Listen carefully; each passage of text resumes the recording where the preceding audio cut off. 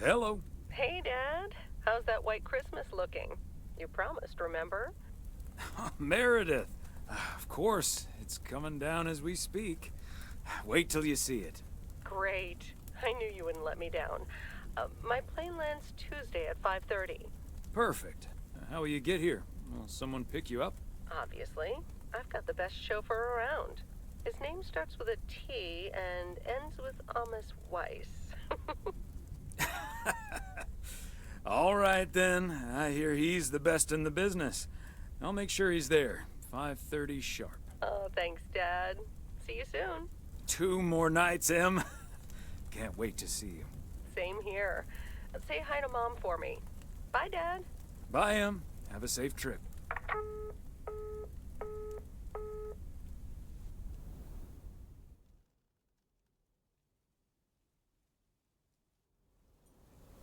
Good morning, Thomas. I bet you woke up feeling like $1 million after winning that monster pot last night. Morning, Frank. It felt like $96.40, actually. But yeah, I had a great night's sleep. Ha! I bet. It looks like you've hit the jackpot again today. There's hardly any Christmas mail rush because of the snow.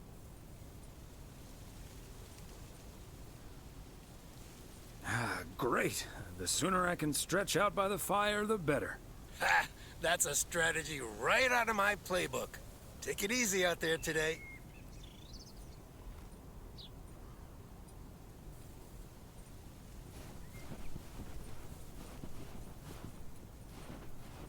Providence Oaks, good morning.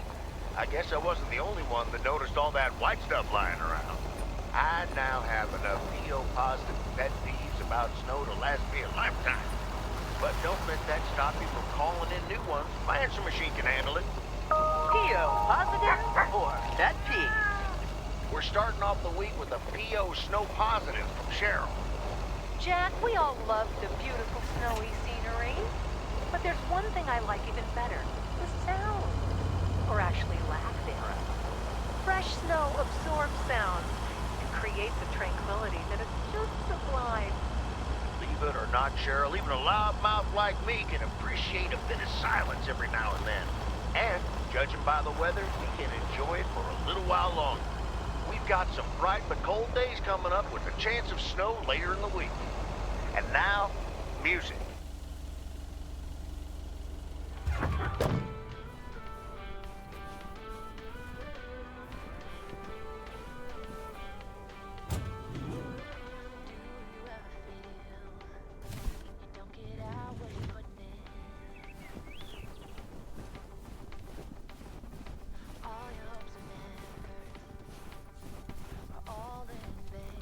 Hi, Ben. Got a pretty hefty package here for you. Thanks, Thomas. I've been waiting for that one. Hi, Mr. W.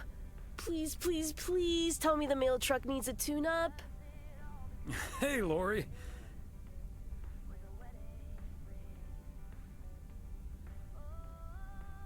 Nope.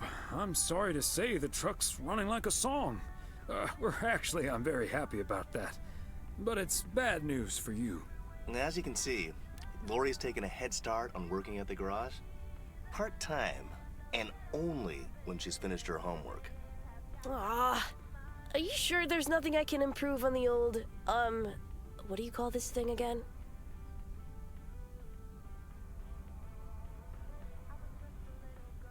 I just call it the mail truck, actually.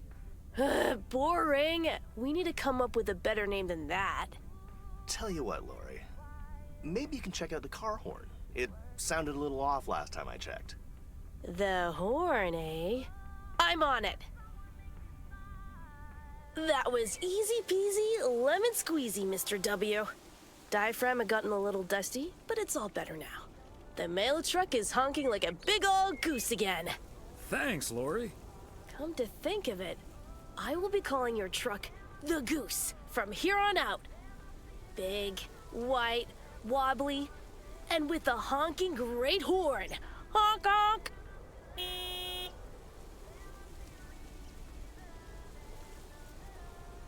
The Goose has a nice ring to it. Or a nice honk, anyway. Well, gotta be getting back to my rounds. Happy holidays, you guys. Thanks, Thomas. You too.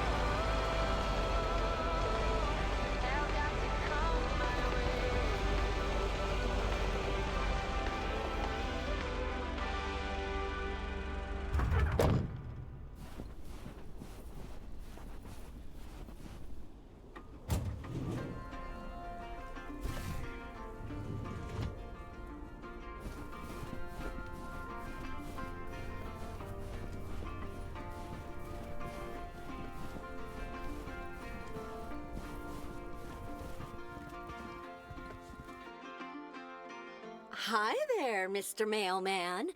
Got anything for me today?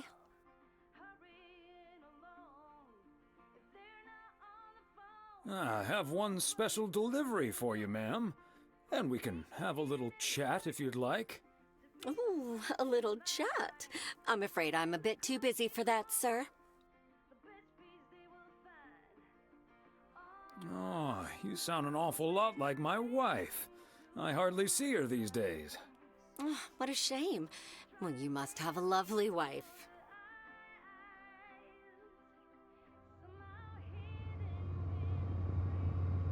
You can say that again.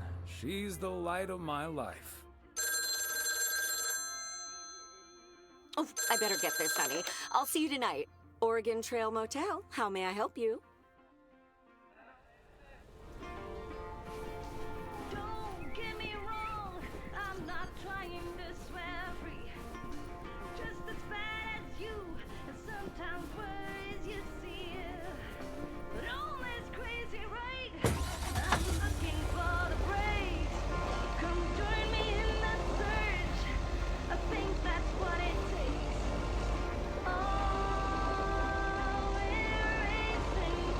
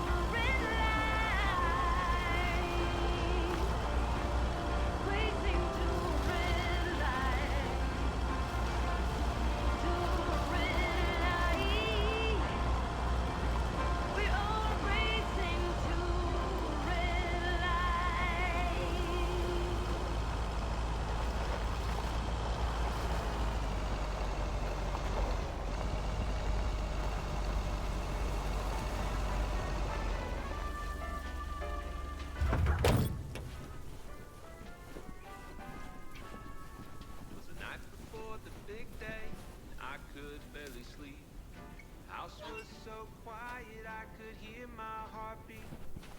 Then I heard a rumble. I wondered, oh, could this be the famous Batman coming down the chimney? I cracked open my door to catch a glimpse of St. Nick.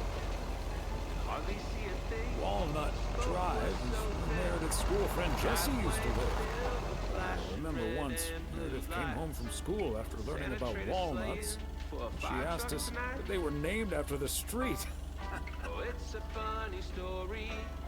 At least it is to me. But for others, especially my mother, a day that lives in infamy. I swear I'm not a liar. My daddy lit the Christmas tree on fire.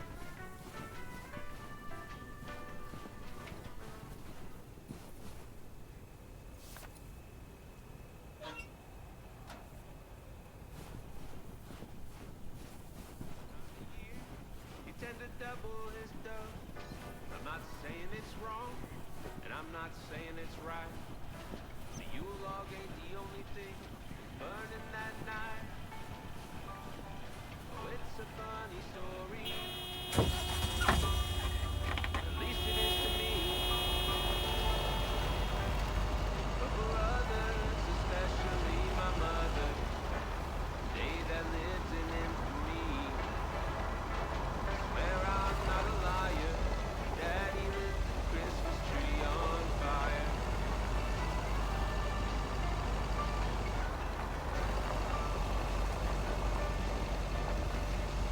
Now that I'm older, I've Mighty Ambrose River.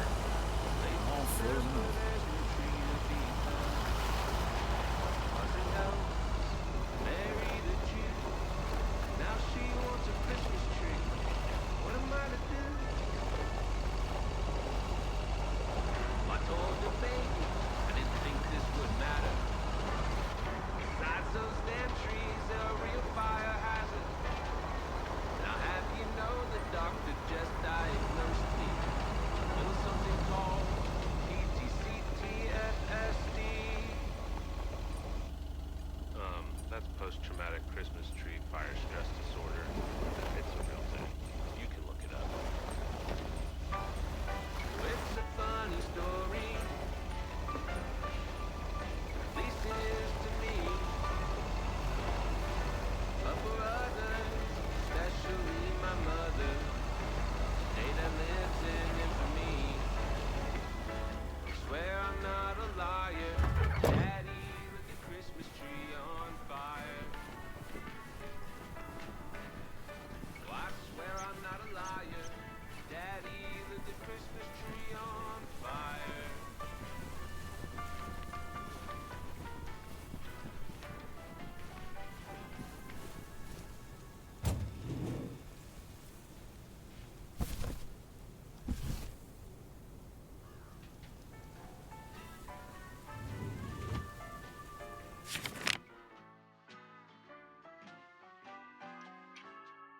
Twas the night before the big day, and I could barely sleep. House was so quiet I could hear my heartbeat. Then I heard a rumble. I wondered, oh, could this be the famous Batman coming down the chimney? I cracked open my door to catch a glimpse of St. Nick. Could hardly see a thing. The smoke was so thick. The driveway filled with flashing red air.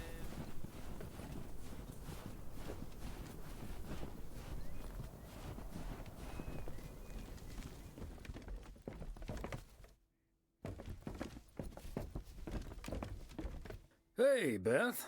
How are you on this fine day? Thomas, hi. Business as usual. Nah, I'm just joking. The situation is not that dire.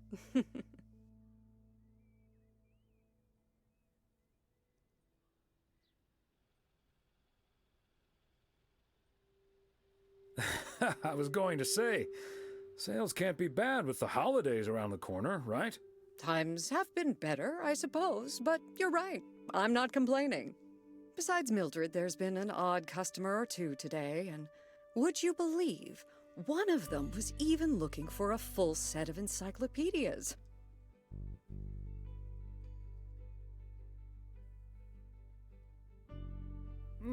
Never knew you had a clone walking around out there. Well, that certainly would be something, wouldn't it? There wouldn't be enough books to discuss or wine to consume. By the way, did you know that the world's largest encyclopedia was created in 15th century China and comprised about 11,000 books? Isn't that fascinating? Imagine having to load that into your car.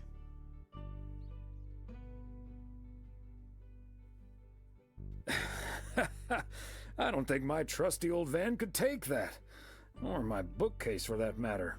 Well, they do say a good book is easy to pick up, but hard to put down.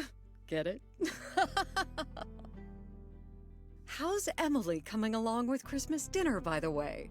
I can imagine she's pretty excited about Meredith coming over. So let me know if she needs any more cookbooks. I've got this beauty from Good Housekeeping that's all the rage right now.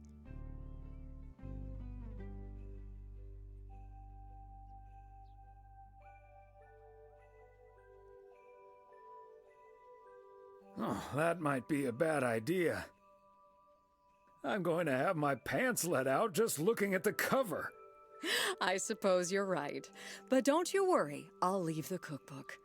I have a feeling St. Nicholas has other things in store for you this year.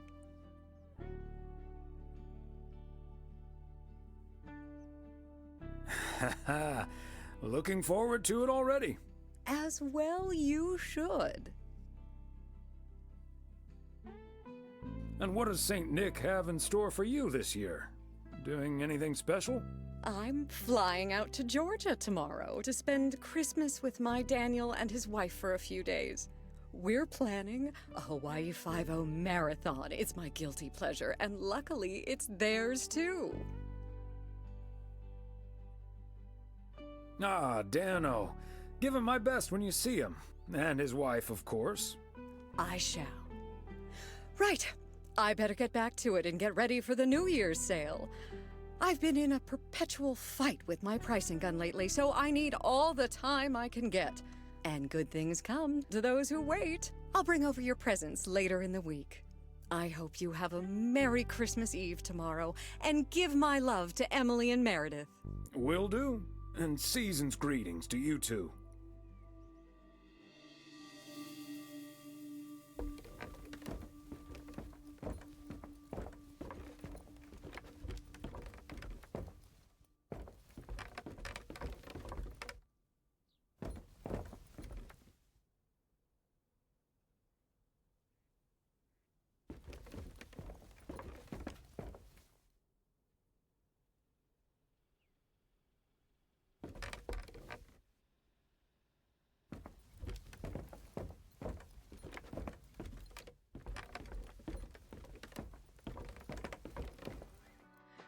Each second is a tree.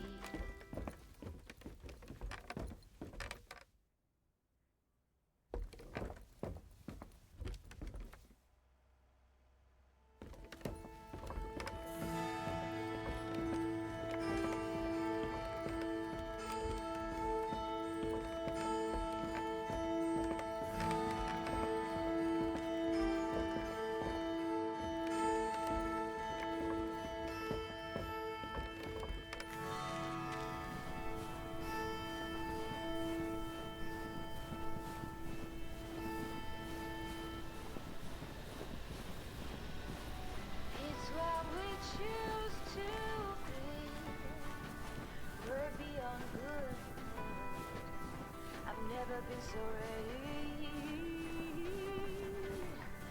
Fire breath and open sky. It's not what we know, it's where we go. I go wings and tell us goodbye. Oh, it's not what we see, it's what we choose to be. Fire breath and open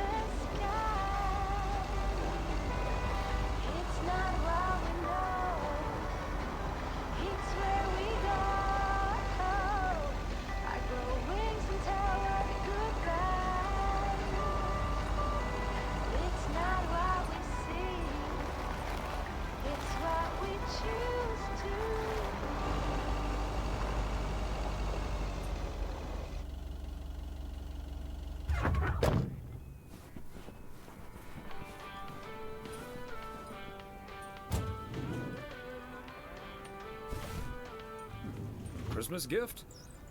Here's hoping.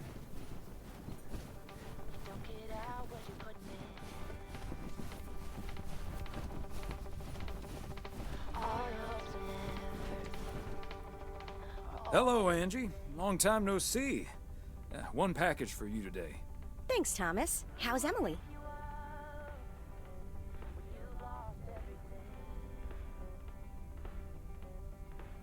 Well, other than absolutely hating the snow, she's doing just fine. Oh, believe me, I can relate. I simply wasn't built for snow. Guess I'll always be a California girl at heart. Well, Em's from the Midwest, but same deal. So, what do we have here? Oh, right.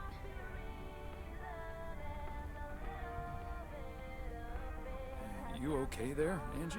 It's just some things from LA. Toiletries, stuff like that. I, recently ended my relationship.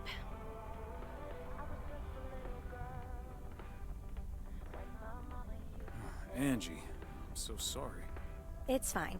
It was my decision, and it was the right decision. The long-distance thing just wasn't working out. Still, seeing your spare toothbrush, that shampoo bottle, a stick of deodorant, it just makes it so definite, you know? Like, the LA chapter of my life is now finally completely closed.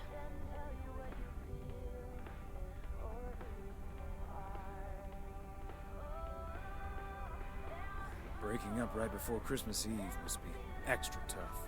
Yeah, that does add to the melancholy. Timing isn't exactly my strong suit, I guess. Sounds like you're dealing with it like a champ, though. How did your ex take it? My ex-girlfriend, you mean? Yeah, she's handling it okay. Other than the passive-aggressive shipping of toiletries, I guess. Oh, did you not know?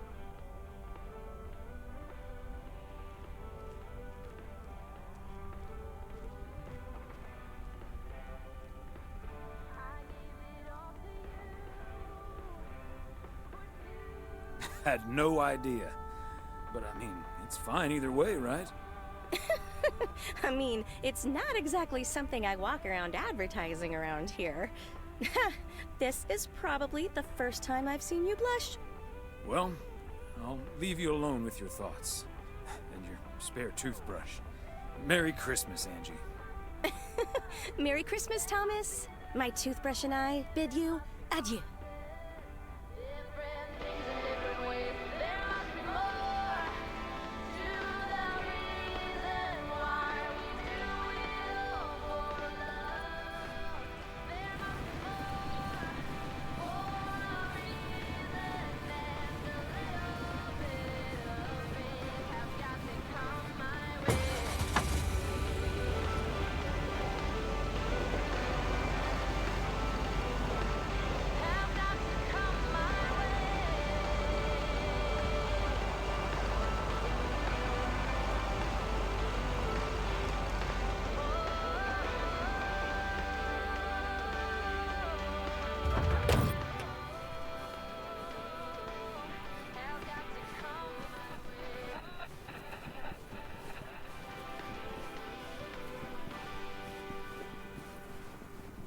And that's the last one. Whew.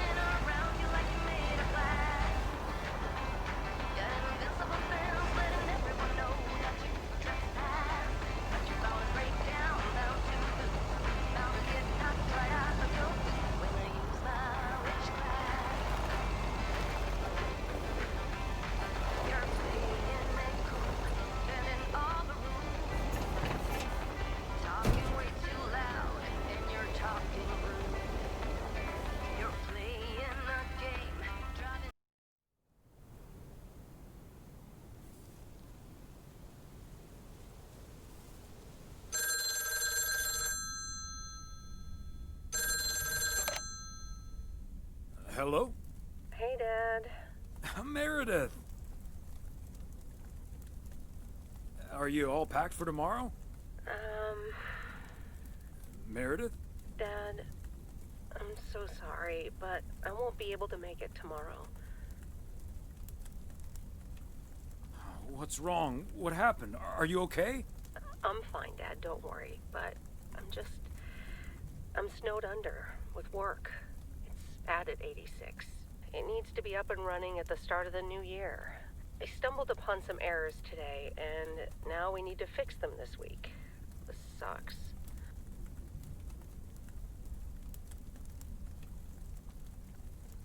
Yep, it sure does. Is that Steve guy pressuring you again? No, it's not Steve's fault. We've all worked so hard this year. Can't squander it all in the last week, right?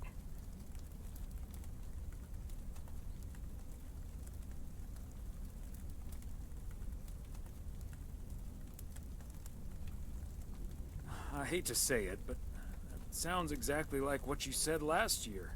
Have you told your mom yet? Yeah, I just called her at the motel.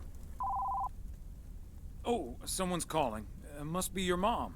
Okay, well, that's my cue. Gotta get back to it. I'll call again soon, Dad. Love you. Hey, is that you? If by you mean Emily, then yes. If you mean M for Meredith, then no.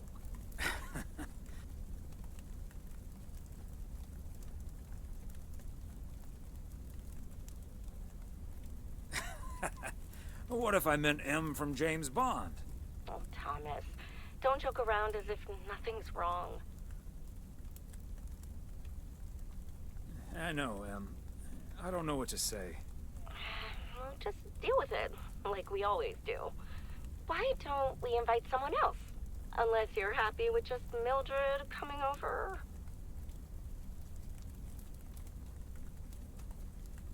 Just Mildred? Might as well go for rock bottom and ask Nancy to. Yes. Oh, I'd love to hear them bicker about the cat food assortment at the general store. In any case, I'll call Beth and ask her again, too. And then I have to do a towel run, refill the vending machine, and vacuum the reception area. So it'll be a while before I'm done. I'll see you tonight, honey. Okay, Em. Drive home safe.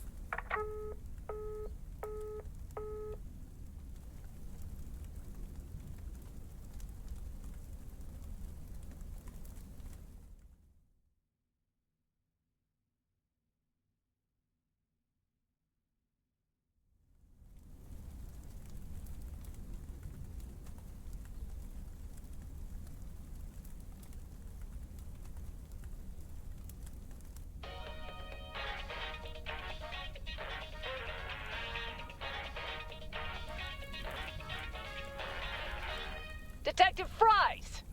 You've been assigned a new partner. Come on, Chief. You know I don't need nobody's help. He's from Germany.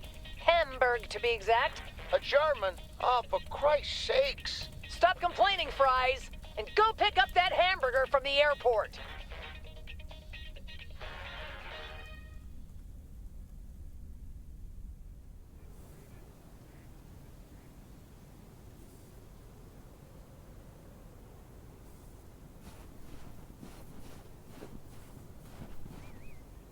Morning, P.O. It's time for a different take on the snowfall. P.O. positive or pet peeve? Take it away, Charles. Jack, I'd like to respond what Cheryl said about the snow yesterday. Sure, it makes everything nice and quiet, but we can't forget the sweet sound of crunching snow beneath our boots. Thank you very much. Sure we can, Charles. And that's the last one about snow for now. Apologies to the guy with the pet peeve about yellow snow. Better luck next time. Today's weather as bright and beautiful as yesterday. Enjoy the crunch, folks. Back to the playlist.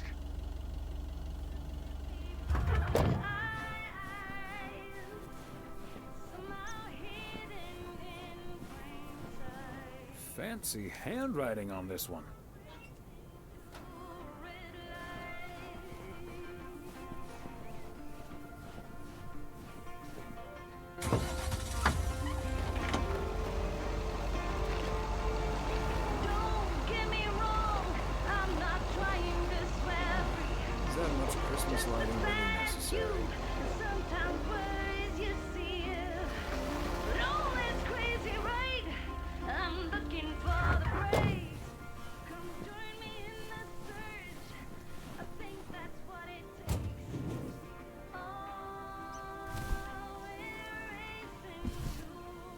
Okay, let's get this to its destination.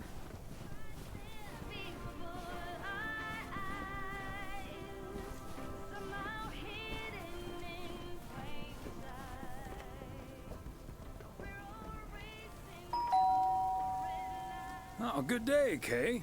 Hi, Thomas. I've got a parcel for you. Thanks. I'm sure Santa will be happy this arrived just in time. Anything I can do to help the old man out.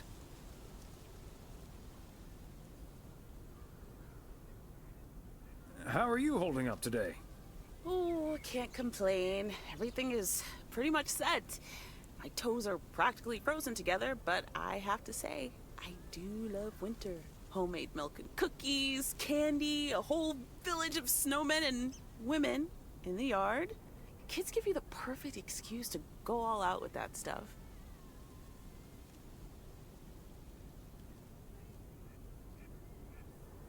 Not that you need an excuse. You're so right. What about you and Emily? Got anything special planned for the coming days?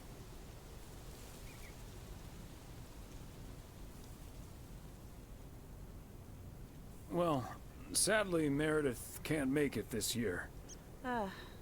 Right. I'm sure she'll make it out here sometime. Yeah, sure. Well, I'd best get on. I have to check on the oven. Or Santa will have to eat charcoal when he stops by tonight. All right, best get back to it myself. Give our love to Barry and the kids. And Santa, if you happen to see him. Will do. You and Emily have a great Christmas too, okay?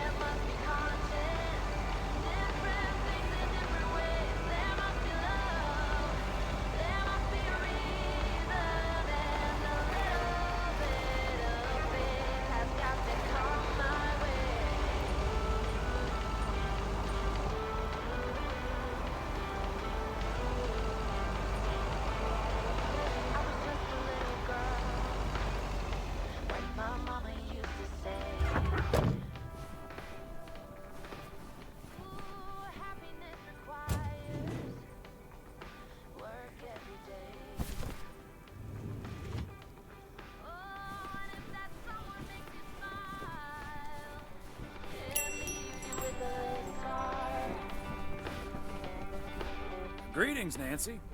Hello, Thomas. That should be the last batch of Christmas pudding ingredients. Sounds good. Is it for you or for the store? For the store, of course. I'm not gonna change my cooking schedule just because of Christmas. Your cooking schedule? Mm-hmm. A set meal for every day of the week. Can I ask what your cooking schedule looks like? Sure. Monday's mac and cheese, chili on Tuesday, meatloaf Wednesday, cheeseburger Thursday, fish Fridays, Saturday steak and mash, and it's corn on the cob Sundays.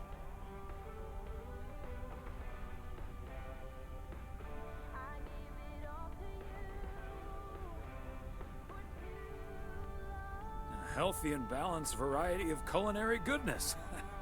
Color me jealous. No need to be jealous. No one's gonna stop you from creating your own schedule.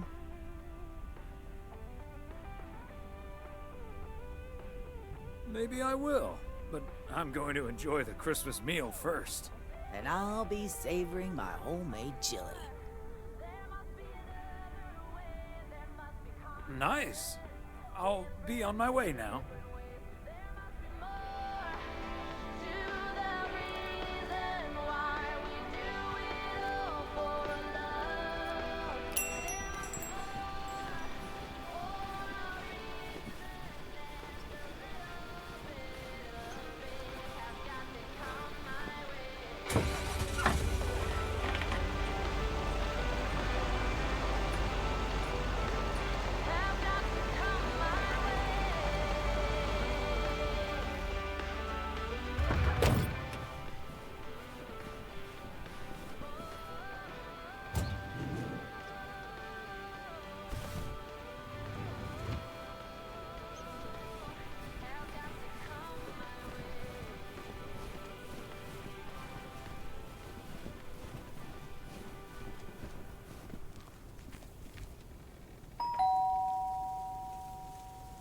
They must be out of town for the holidays.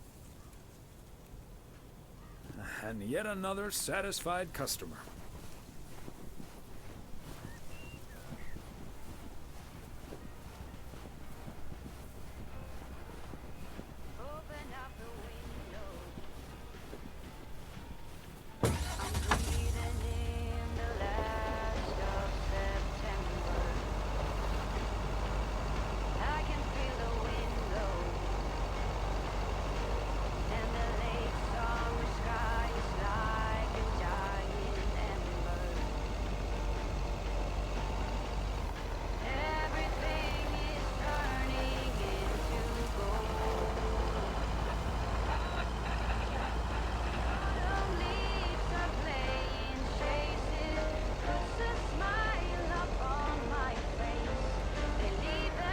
Bert's out of town for the holidays. He did ask me to keep an eye on his place. Seems to be in order.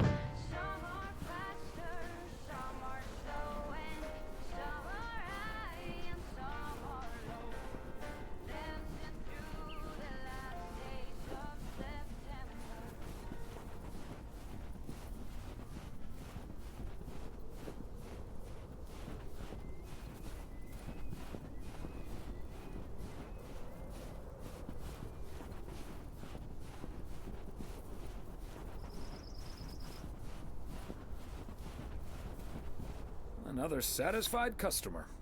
Unless it's Bill's.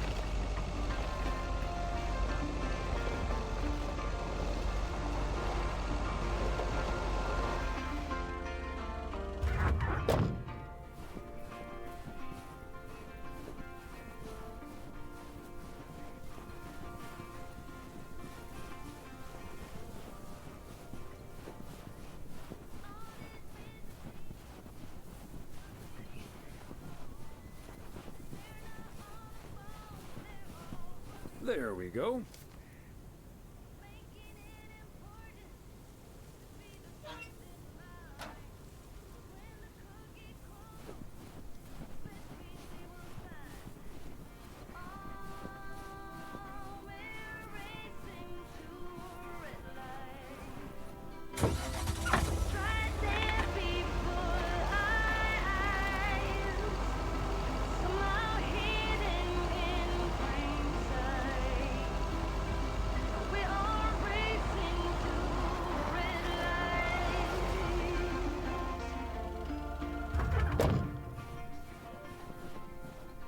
fancy handwriting on this one. Don't get me wrong, I'm not trying to swear free. Just as bad as you, and sometimes worse you feel. But all this crazy right, I'm looking for the praise. Come join me in the search, I think that's what it takes. Oh, we're racing to red light. It's right there before our eyes, somehow hidden in plain sight. We're all racing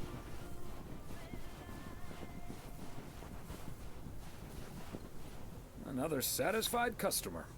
Unless it's Bill's.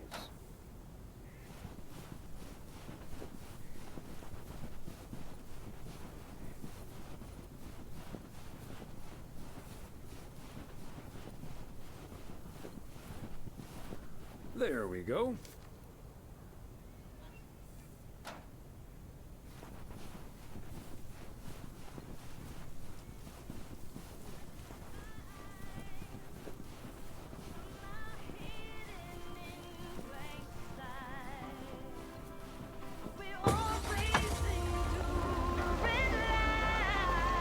Aaron's circle.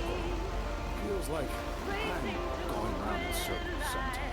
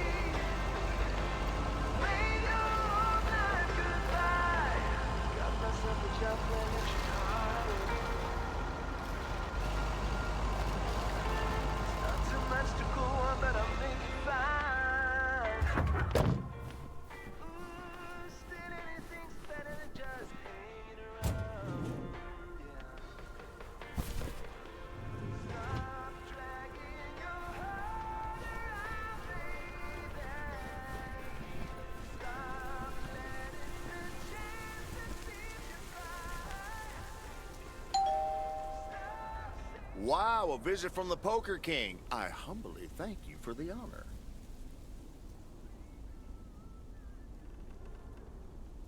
The Poker King hath brought a parcel for the jack of all trades. Ooh, boy, Frank came through once again.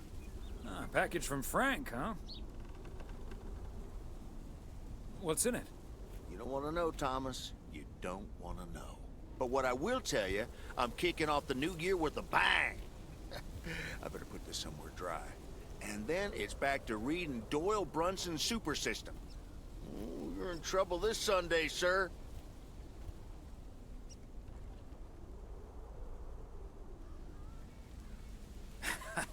I'm glad I can blame the cold for my suddenly shaking hands.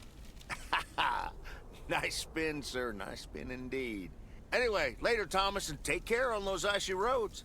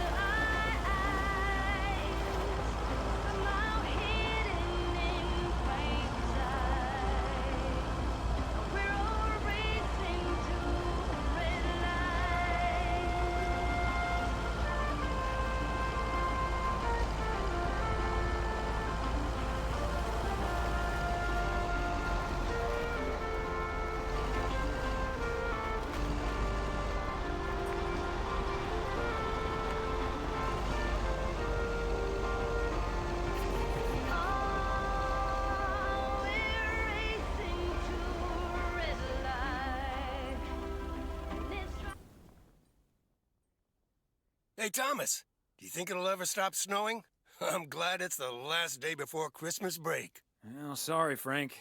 They're forecasting snow until at least the new year. But hey, about Christmas. Meredith bailed on us, which leaves us with a bit more food than we can handle. Maybe you'd like to volunteer and help us eat it tomorrow evening. Christmas dinner at the Weiss residence. That sounds great, Thomas, but I'm afraid I'm all tied up. The Knicks are playing the Celtics. I think the Celtics will go all the way this year, but I wouldn't count out an upset at the Garden.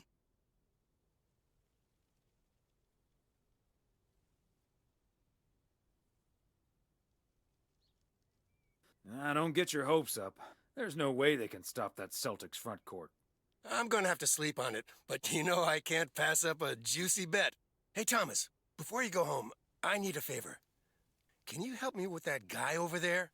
He said he's looking for a job, but I really gotta run now. Try to find out what he's made of, okay?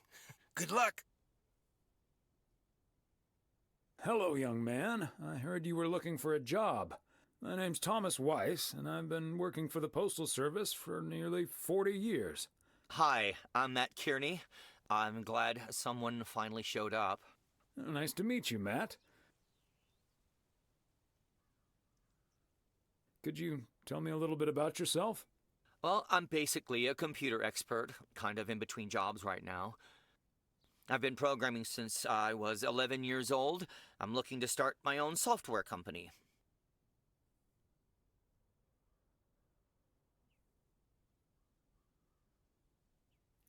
That's great. So you want to save up some money to start your own enterprise one day? Bingo.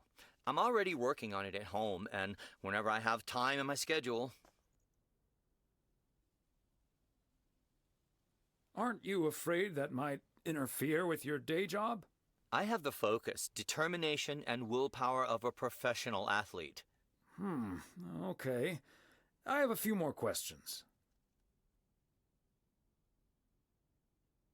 Would you mind working overtime every now and then? During the busy Christmas period, for instance. I don't think I'll ever have to work overtime. The way I organize everything, overtime simply won't be necessary. That sounds great, but what if overtime is needed for reasons that are beyond your control? Okay, yeah, sure. I'll go the extra mile. Take one for the team and all that. Could we wrap this up now, please? I don't think working here requires an extensive interview process. I'd like to ask one more question, actually.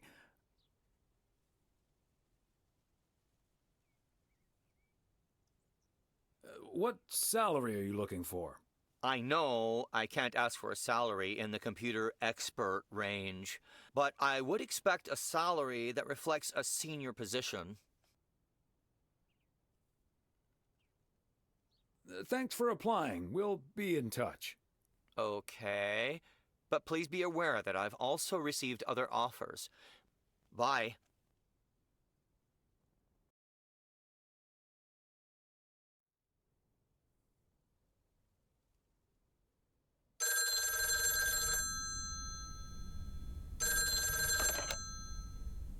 Yep, hello. Hey, honey, it's me. Finally found time to call. Having such a busy day. Did you invite anyone else over for tomorrow? Yes, I did, but no takers. So it's just you, me, and Mildred. Or is Beth coming as well? Yeah, Beth is coming. So happy I could finally change her mind. Nice work. She's great company. As opposed to Mildred? No, this is not funny. Mildred is a sweetheart. And you better wear the Christmas sweater she knitted for you last year.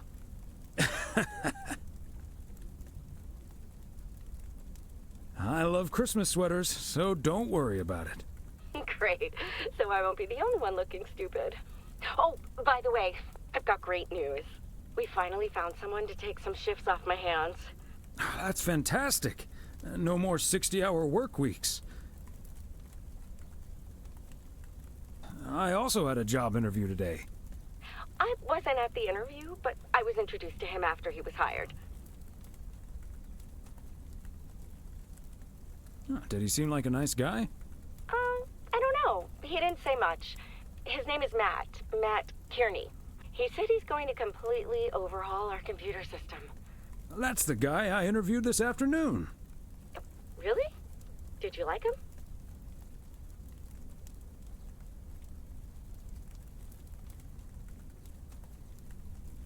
Can't say that I did, to be honest. That's a shame. But it doesn't matter. He'll be taking the load off my shoulders. And I won't be working alongside him anyway. You'll probably see him more often than I will. And there I was thinking I dodged a bullet. We'll see how it all pans out. Oh, gotta go now. Bye, hun.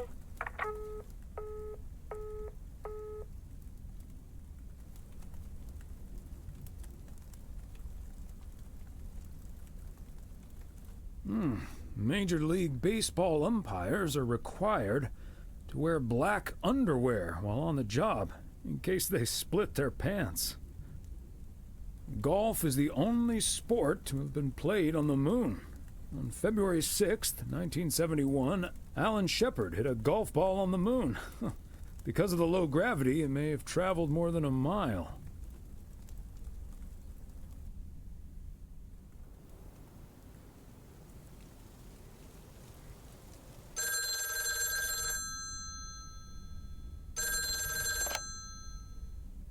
Weiss residence, good morning.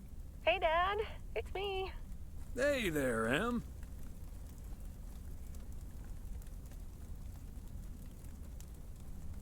Meredith Christmas. I was hoping to hear one of your special holiday puns. Merry Christmas to you, too. I wish I was in PO right now.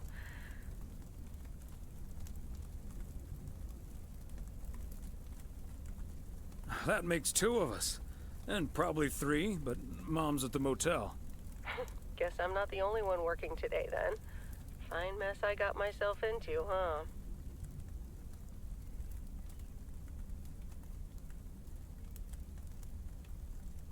Do you want my 2 cents, or shall I just listen?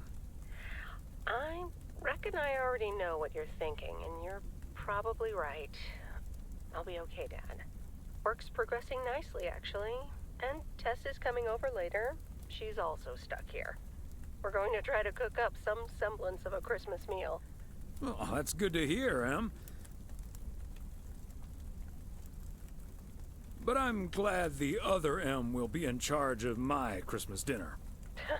Can't disagree there. Her lemon mashed potatoes alone blows all my cooking out of the water. Oh, that reminds me, I need to try to pry that secret recipe out of her. I'm gonna call her at the motel right now. Thanks for talking, Dad. And Meredith Christmas.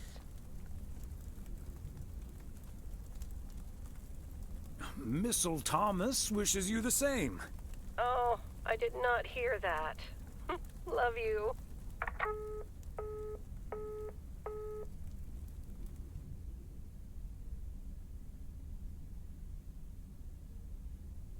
Oh, Mildred, you shouldn't have. We already have the most beautiful pair of Christmas sweaters in the world. And now we have 2 sweaters each. You must have put so much work into them. Oh, please don't mention it, dearie. Knitting sweaters can be quite straining, but knowing how happy they make you always makes up for it. Well, we're so grateful. Right, Thomas?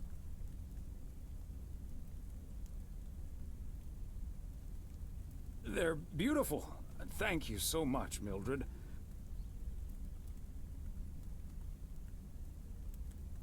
I especially like that our sweaters have the same pattern, so I don't have to look in the mirror to admire it. Oh, Thomas, that makes me so happy to hear. I can't wait to start working on next year's designs. I've also made sweaters for Frank and Jack and Robert and Bert, but they all said that wool gives them an allergic reaction. Isn't that a coincidence? Beth, I hope you aren't allergic to wool. You're not going to believe the coincidence, Mildred, but yes, I actually am. And it's such a shame. If only I, too, could celebrate Christmas wearing one of those beautiful sweaters. Anyway, Emily, would you be a darling and pass me the peas, please? Peas? I don't... Oh, you mean the string beans. I suppose peas would have gone lovely with the meal as well, now that you mention it. Right, Thomas?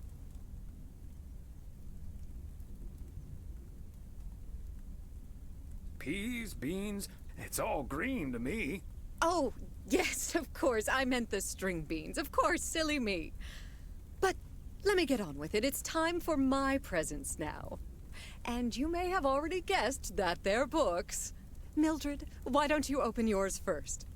Well, I'm not really one for presents, but I appreciate the gesture. Let's see now. The Cat's Pajamas. I've never heard of it, but it has a nice title, I suppose. It's an encyclopedia about cats. A Whiskerpedia, if you will. Someone drew my attention to it, and I immediately thought of you. Oh, well, isn't that lovely? Such a heartfelt gift. Isn't it, Thomas?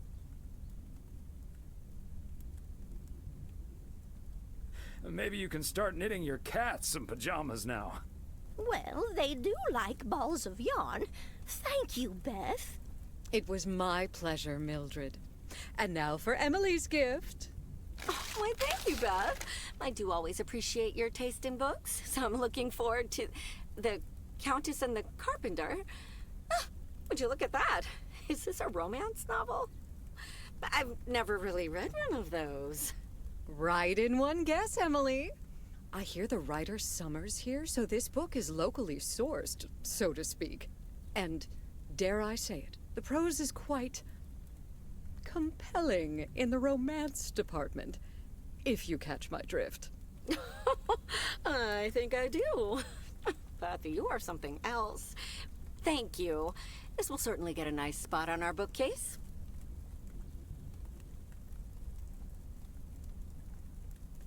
Ah, good to know the romance department is in our bookcase now, so I'll know where to find it. Well, I'm looking forward to reading it already. Thank you so much, dear Beth. You're welcome, Emily. I'm sure you'll love it. Okay, Thomas, it's your turn now. Let's see. Crazy sports facts, too. Even more crazy sports facts.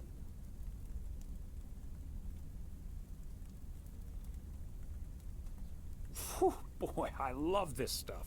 I'm actually reading part 1 at the moment, so I can tuck into this straight after. Thanks, Beth. You're welcome, Thomas. And you're right, there's some fascinating tidbits in part 1 as well.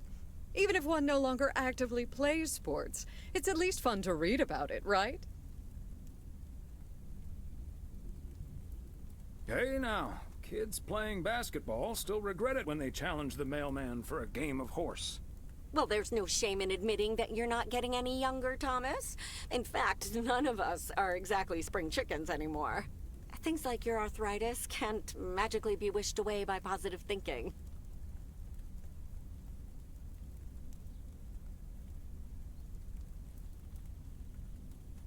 Who's up for some blueberry pie? Speaking of blueberries, my bridge partner, Edna's niece, discovered this mole last week. Hold that thought, Mildred. I really need to take this. Hello? Hi there. Could you put me through to Meredith Weiss, please? Excuse me. Who is this? Oh, it's Steve. Steve Mitchell from work. Is Meredith there?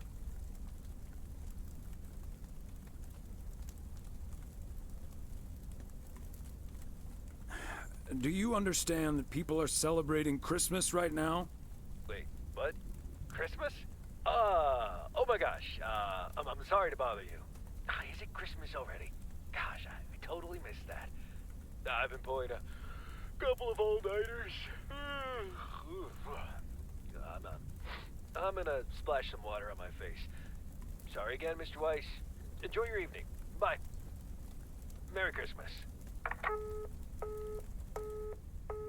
Everything okay, honey? That silly boss from Meredith's work called for some reason or other.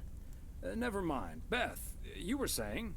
I wasn't actually, but I was looking for a way to say this, and now's as good a time as any, I suppose. My dear friends, I am leaving Providence Oaks. What? You're what? What's that, dear?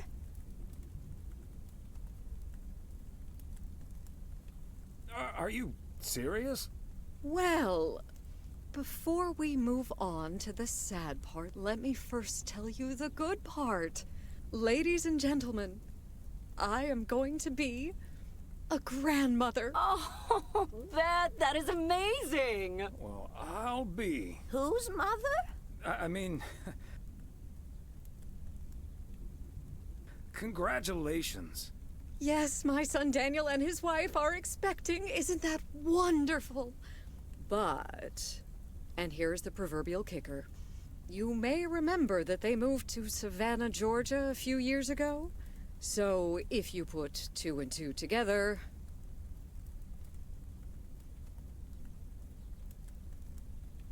You're moving away to be with them. That's great, Beth. I'm so happy for you. That is marvelous, Beth. Congratulations. I wish you and your family all the happiness in the world. But I'll miss you something terrible. We all will. But we have to toast to the good news. Thomas, go pour us some brandy and I'll get the pie. Oh, Thomas, would you have any antacid? That eggnog is starting to stir up something indiscreet. On it. Now, let's celebrate this wonderful evening, ladies. Here's to a lovely old Christmas spent with good friends. Hear, hear. Hear, hear.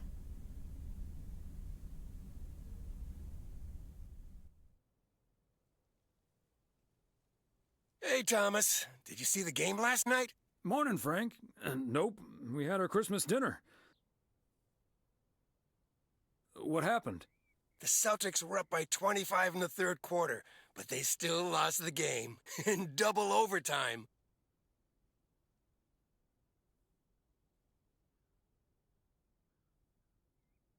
Wow. I thought the Celtics had a great team.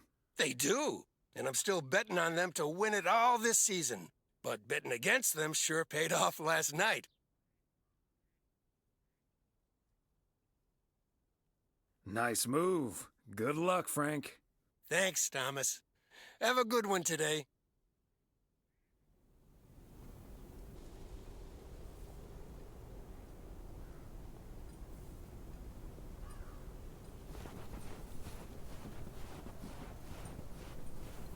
Season's greetings, P.O. It's the second day of Christmas, and I don't have turtle doves or partridges in pear trees. But you know what I do have? P.O. positive or pet peeve? Season's greetings to you too, Jack. It's, Angela here. I watched the movie Gremlins the other day, right in my own cozy VCR-equipped living room. And I just want to say that it was a lovely and inexpensive way to have a great time. Thanks for the tip, Angie. Angela. I'm going to assume that wasn't a surreptitious advertisement. And I'm also going to assume my next rental there will be free of charge. Hey! Okay, on to the weather. It looks like we'll have lots of snow today. How about some music now?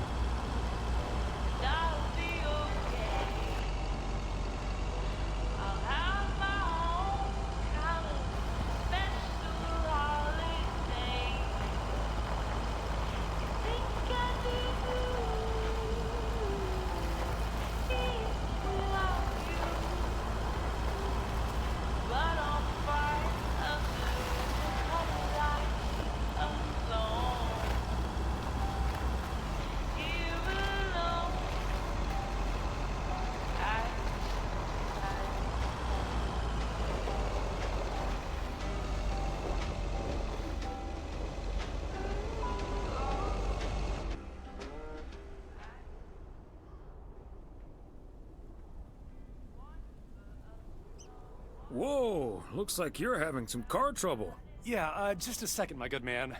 Gabriel, can you figure out what's wrong with this blasted vehicle? Give me some good news here. I mean, I'm not really a car mechanic, Mr. Price. But I know the smoke isn't a good sign. No duh, Einstein. Say, hey, Mr. Mailman, what's your story?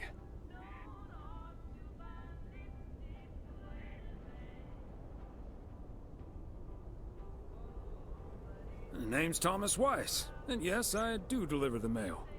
Okay, then you're Thomas Weiss, mailman. And I'm Connor Price, annoyed man.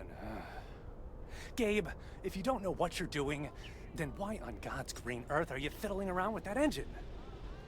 Just thought I'd pop up in the hood, Mr. Price. What with the smoke and all? It needs to vent. Needs to vent, huh? Never have I felt more like a busted car engine. God! I'm dying in this podunk country-ass town. Bunch of freaking yokels. So, hey there. I see you've already had the privilege of the full Connor Price experience.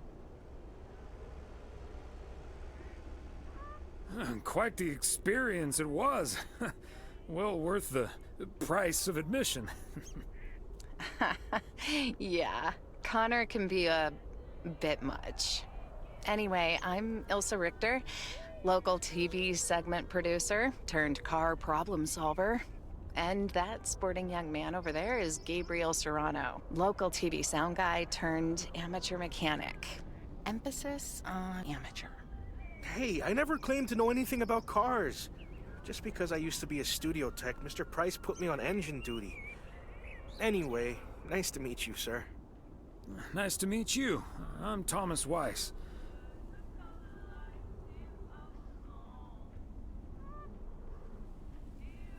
Local mail carrier turned local TV reporter's punching bag?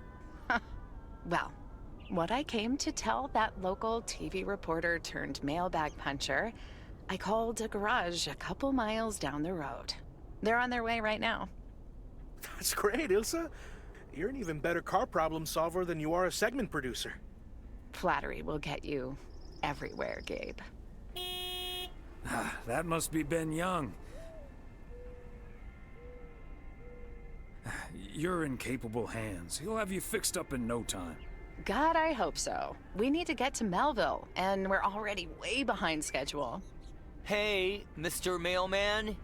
Come in here for a second, please. Excuse me. Duty apparently calls. Happy travels.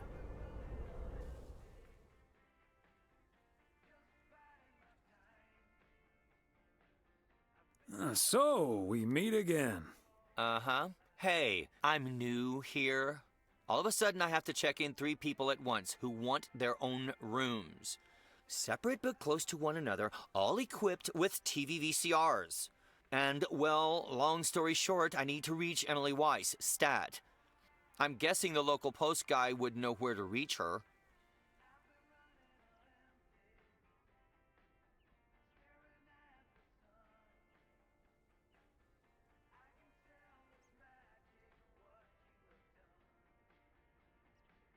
I happen to know her home number by heart.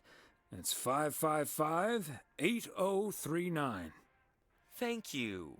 555-8039. Come on, pick up already. I'll just leave the parcel here on the counter. Bye. They're already gone. Mighty fast towing there, Ben.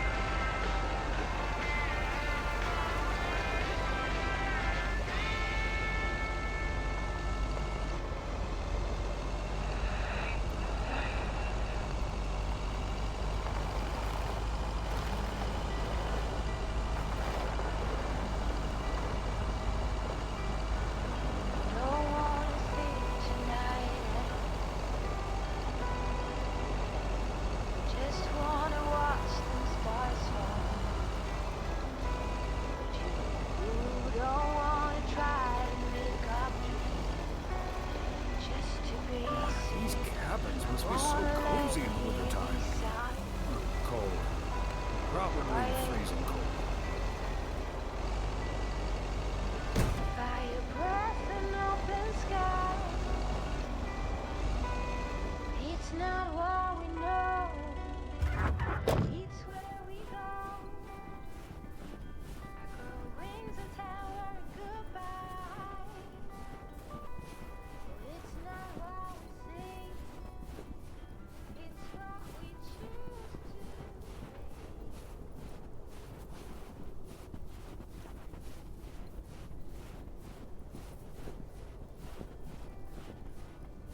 Flowers, high grass, and we're free.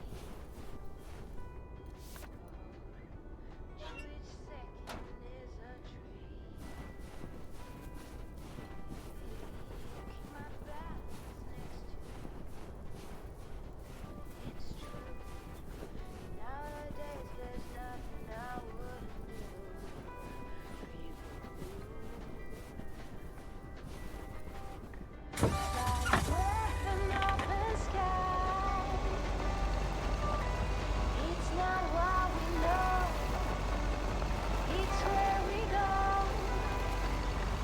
I grow wings and tell us goodbye. It's not what we see. It's what we choose to be. We're beyond good. I've never been so ready. Fire breath and open sky. It's not what we know. It's where we go. I grow wings and tell her goodbye. Oh, it's not what we see. It's what we choose to be. Fire breath and open sky. It's not what we know. It's where we go. I grow wings and tell her goodbye. It's not what we see. It's what we choose to be.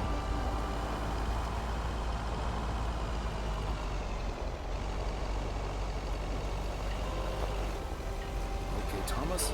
Just keep the wheels steady and trust the snow chains on the tires.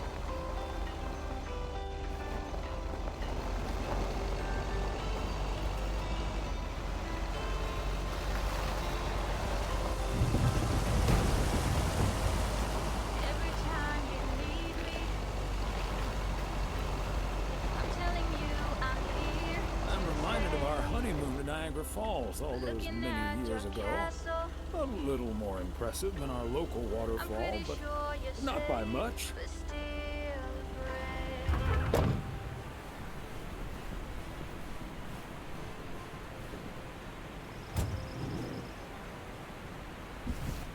Part and parcel.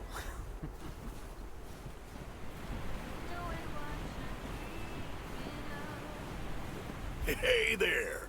Looks like Santa's a little late this year.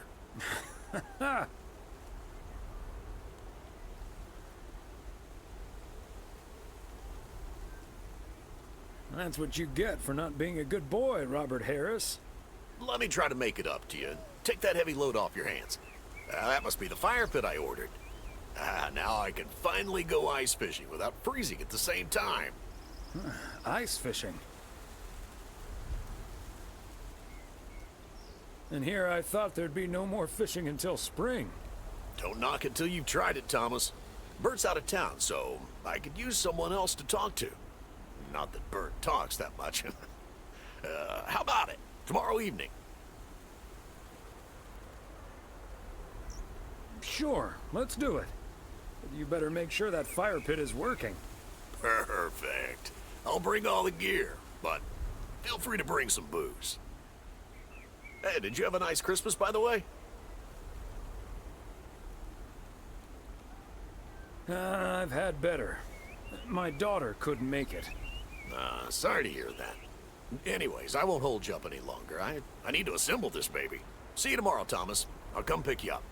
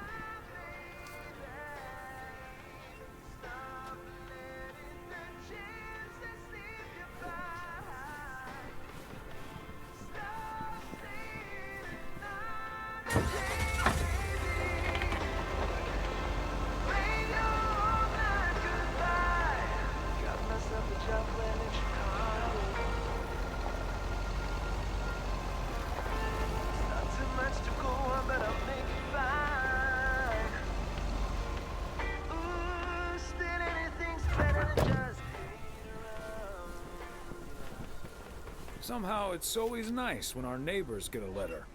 Here's to you, Andy and Toby.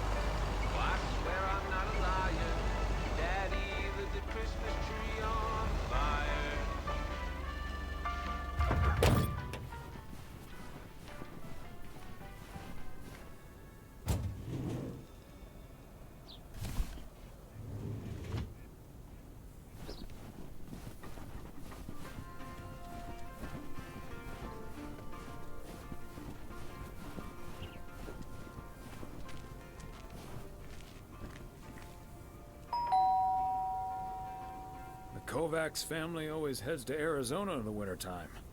And who can blame them? Neither snow nor rain, nor heat nor gloom of night.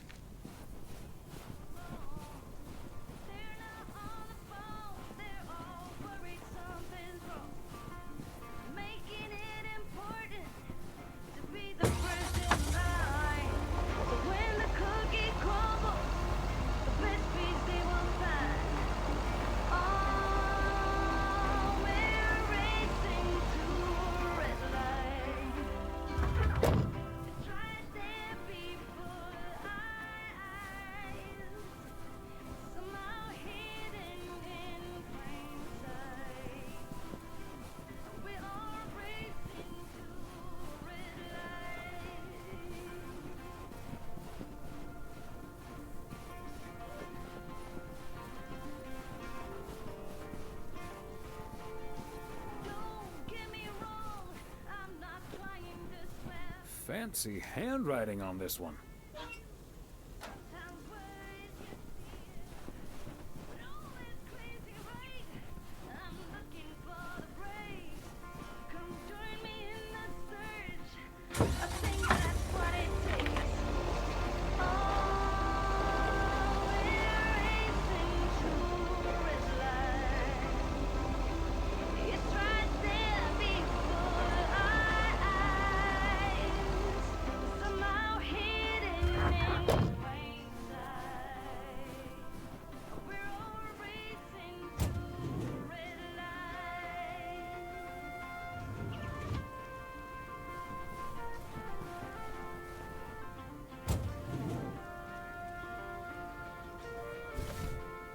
A belated Christmas gift? Maybe.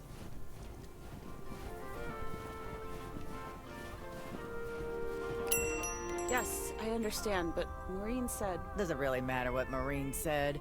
I can't help that her orders have been delayed because of the snow. She should have just ordered sooner. It's not like New Year's Eve appeared on the calendar out of nowhere. That's true, but it was only 2 weeks ago that she decided to throw a celebration at the diner. And once we're sure we can host a proper party for everyone, you are also invited. That sounds an awful lot like blackmail to me. Please come to my party, Nancy. But first, hand over a football team supply of cheesy dip, quiche, and sloppy joes. I'm sure she didn't mean it that way, and I'm sure you're more than welcome either way. But I have to run now. Bye, Nancy, and hi-bye, Thomas. Bye, Kay. Maureen Hennessy strikes again.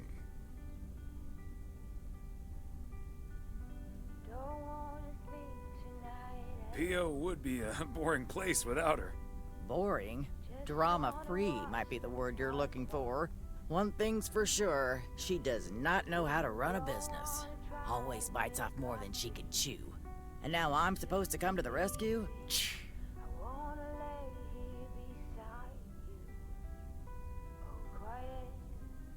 Isn't this a great opportunity to generate some extra revenue? With the ridiculous discount she's demanding, it's mostly nothing but a great opportunity for a lot of extra work.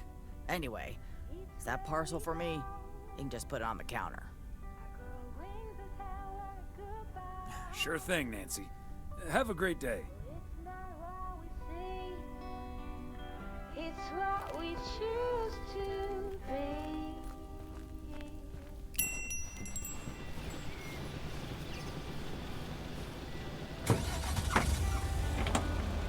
Flowers, hot glass, and beer feet.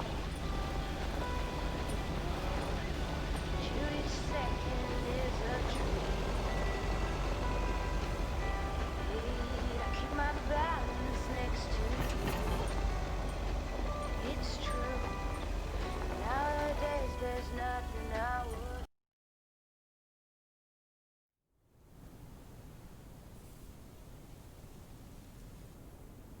Hey, if it isn't Connor Price. Oh, that's him, huh? He's taller than he looks on TV.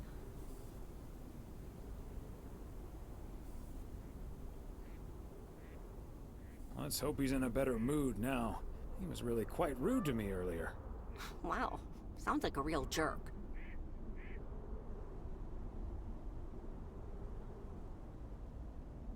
Mr. Price? Aren't you supposed to be in Melville? Well, hey there. Good to see you, man. Yeah, change of plans, I'm afraid. Oh, hi, ma'am. I don't think we've met. Connor Price, KNW6. Welcome to the Oregon Trail Motel, sir. Better get to work, honey. I'll see you tonight. Okay, what's up with her? Christmas hangover?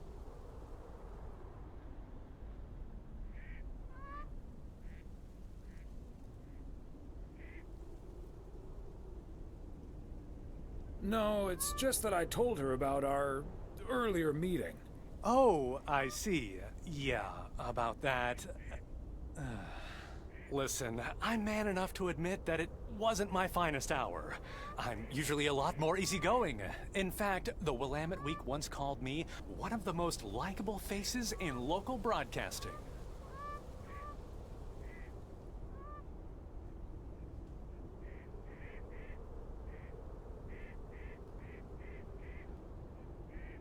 Well, my grandma used to say that it's easy to be nice when everything's fine. Staying nice when you're under pressure, that takes a bit more effort.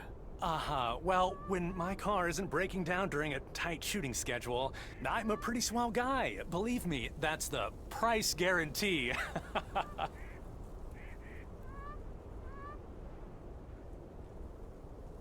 So, has Ben Young managed to fix your van yet?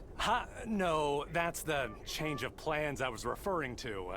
Turns out we need some parts that the garage doesn't have in stock, so Young's having them shipped over ASAP. But in the meantime, we've decided to stay right here in lovely, picturesque, whatchamacallit, USA.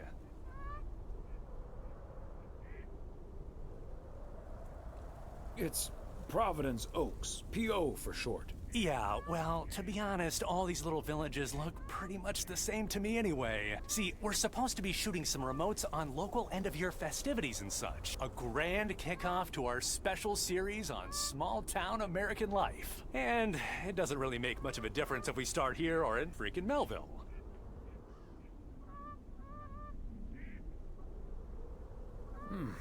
Yeah, I guess that makes sense. A great little place, too. This town has warmth. I like warmth. And so do our viewers, I'm betting.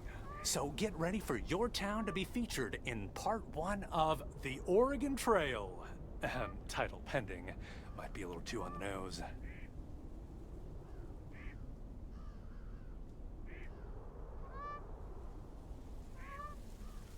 I hear there's some sort of computer game with that name now. Though I don't really know much about computers, that's more my daughter's area of expertise. See, this is what I'm talking about. Real conversations with real Americans, right? But as fun as this is, I should be turning in. The three of us each got our own quaint little room. Mine's non-smoking, unfortunately. Still beats Gabriel's. His doesn't even have a TV. Can you believe it? Yes, I think I can. Anyway, great banter. See you around, my main mailman. Bye.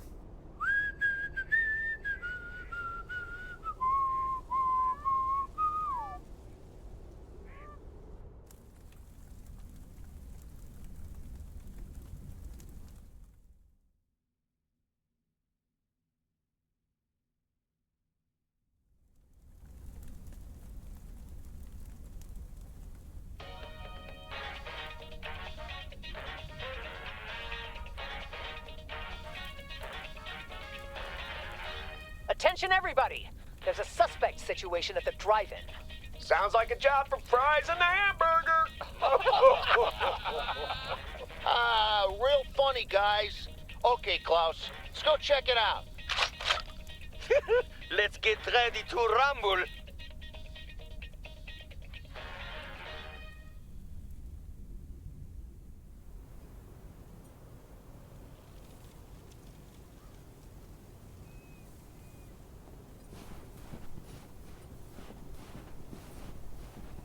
What a gloriously fine Friday it is out there, y'all. Want to hear a PO positive? You too. Right. PO positive or that pig? Let's hear one from Mildred Meow Jenkins. Hi, Jack. I would like to thank our own Robert Harris for all the snow he shoveled from my driveway this week. He even brought a fish snack for my cats. Say thank you to Robert now, my dears. Way to go, Robert. Feel free to help clear out my driveway as well. It's only about a quarter of a mile. And it'll probably need shoveling because more snow's coming. But we're back to bright and sunny skies later today. Back to the music.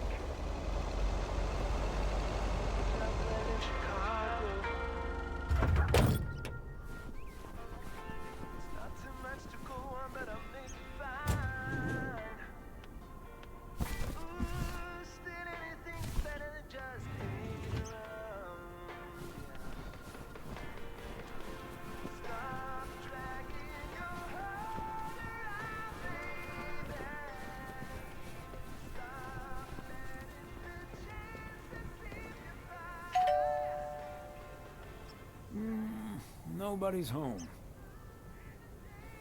Another day, another dollar. I'm starting to sound like Frank.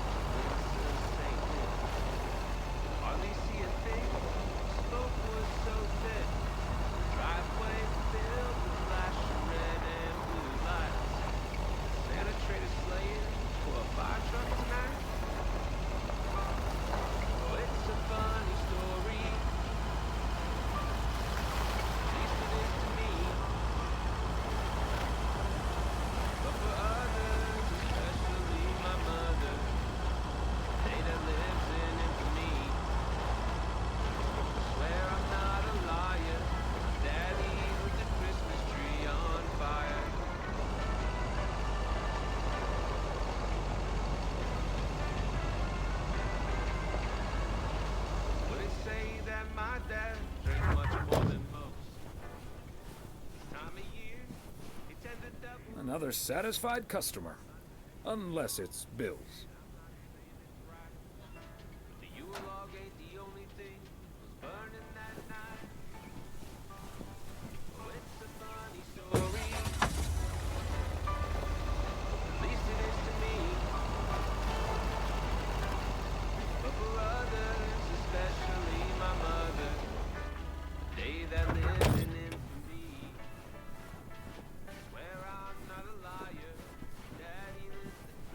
There we go.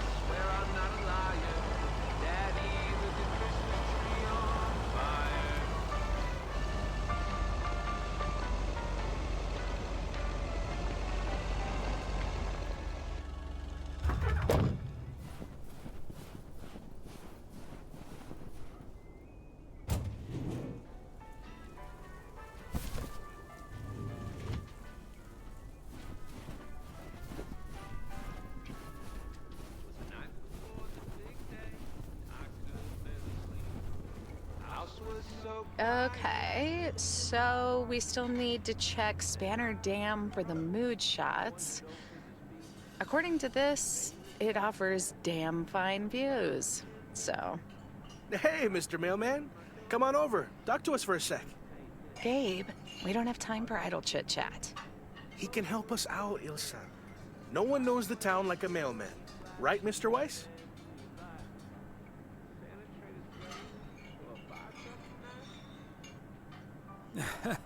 Well, I don't know. I might know the town too well.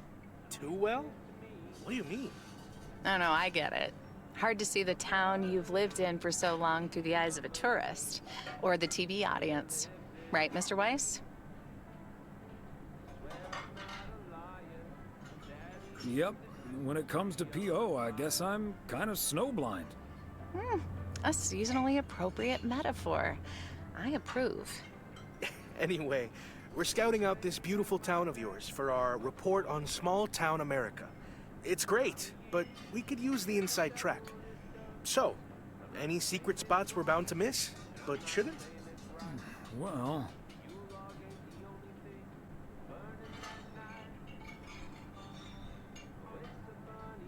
the watchtower up at Eagle Peak. You can take in the view among the treetops. But make sure you watch out for those creaky steps. Oh, hey, Maureen. Now, here's your coffee, folks. Sorry for the delay.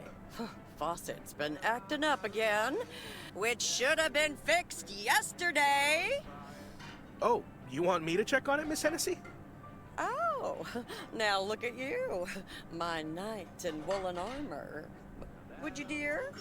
I can take a look. Well, isn't that nice of you? Back of the kitchen, honey. Ashley, someone who does know what he's doing is coming in. Show him where the busted faucet is. And stay out of his way. Ashley's a sweetheart, but when it comes to fixing things, that boy is all thumbs. See, this is what the segment should be. Interacting with the townsfolk, helping out. I love it.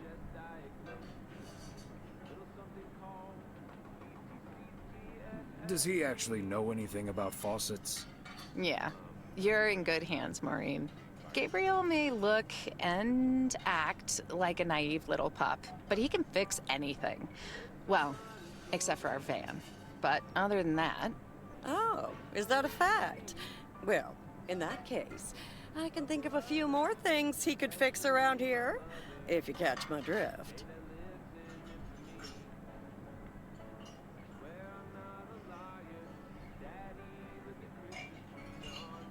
We'll just pretend we didn't hear that, right?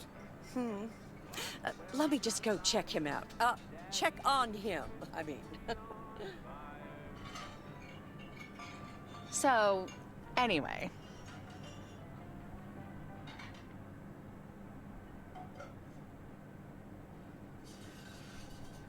So...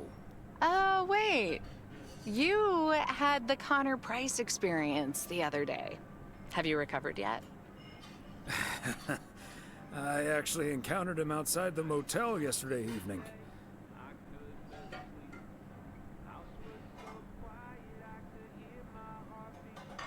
Still fuming, albeit literally, with a cigarette. Really? Oh, did he greet you with, "Good to see you, man"? Yes. How did you know? That's his go-to when he's forgotten your name. It's "Good to see you, man" for guys and "Hey, lady" for gals. Really? Wouldn't worry about it, though. He called me Lisa for the better part of a year. Connor's a lot. But I guess after this week, I can update my resume with not just segment producer and car problem solver, but also Connor Price wrangler.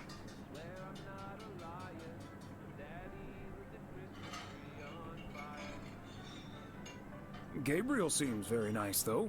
That should make things easier. Oh, yeah. He's a big old puppy dog. He's as uncomplicated as Connor is complicated, so that's a welcome antidote. Well now, sounds like someone is getting a little warm under the collar for our Gabriel. Just between you and me, honey, I have a hunch that feeling is more than mutual.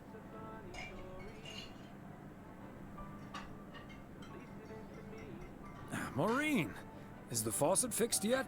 All I know is, I just spent 5 minutes with our knight in the kitchen, and during that time, he mentioned Ilsa about 12 times. Really? Well, Faucet's all better now, Mo. And we should be hitting the road right about now. Right. Thanks, Maureen. Nice talking to you, Thomas. Bye now, folks. Be sure to check in again soon, you hear? Huh, these TV folks sure know how to liven things up, don't they? Indeed, Maureen.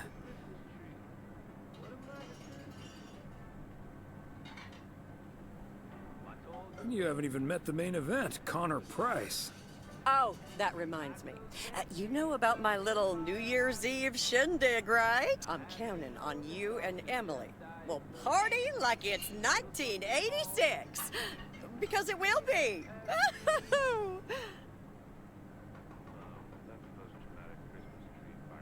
Of course we'll be there. Wouldn't miss it for the world. Best get back to it. See you, Mo. Bye now.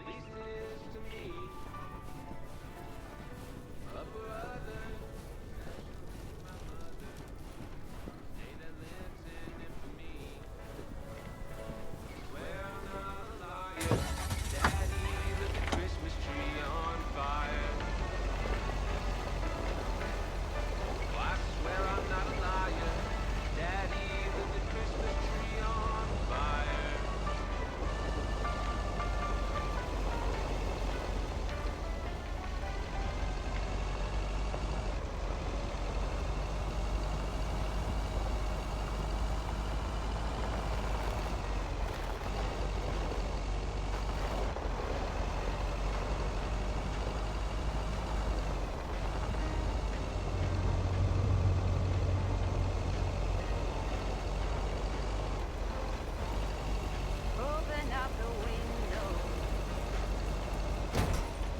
I'm breathing in the last of September. I can feel the wind blow, and the late summer sky is like a giant ember. Everything is turning into gold. Ah, look who's here. Hey, Thomas. Yeah, I needed to take care of some stuff. Hardly any customers at the post office anyway.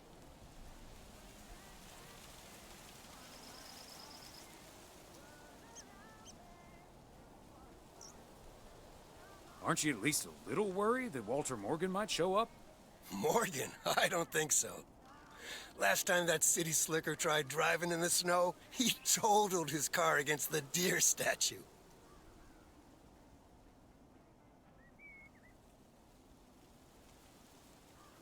Can't say that you're wrong there, Frank. That big sucker you're carrying is for me, huh? Right on time. It's all coming together. Hey, Thomas, you can keep a little secret, right?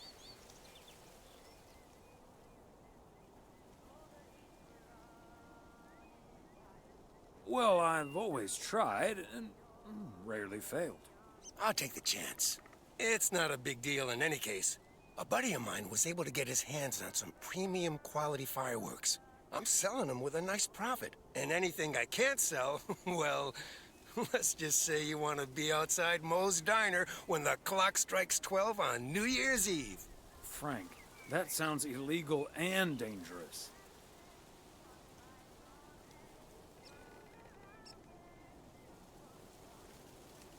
I'm going to leave now and pretend we never had this conversation. Okay, Thomas, fair enough. See you at the office. And I hope you still enjoy the show.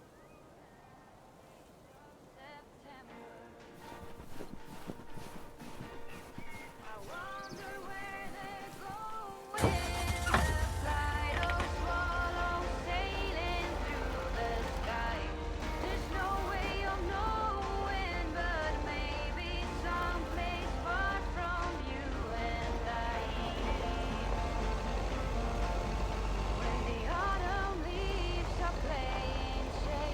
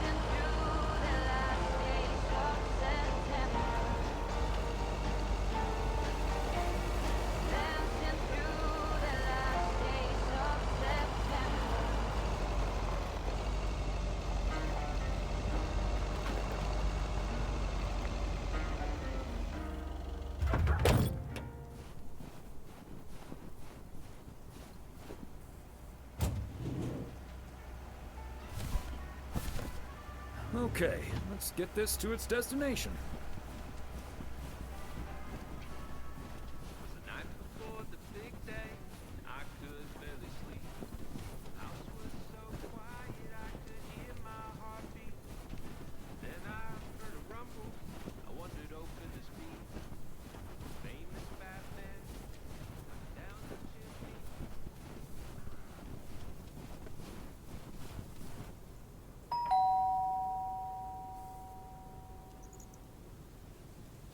And yet another satisfied customer.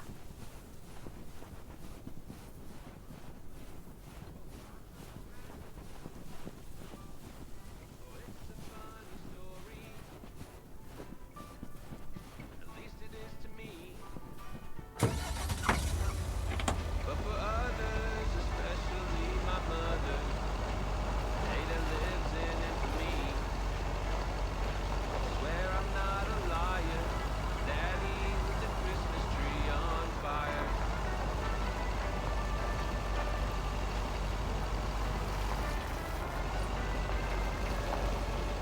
Would it say that my dad drank much more than most? This time of year, he tend to double his dose. I'm not saying it's wrong, and I'm not saying it's right. The Yule log ain't the only thing burning that night. Part and parcel.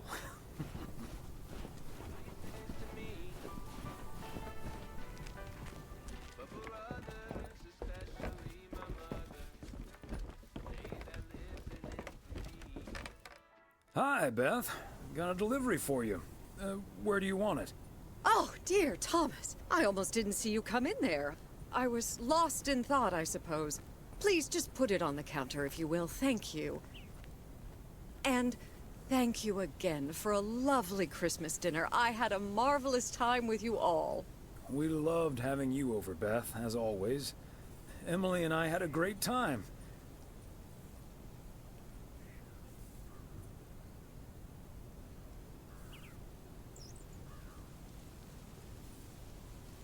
Although always is not going to last forever, it seems. Well put, Thomas. I do like that.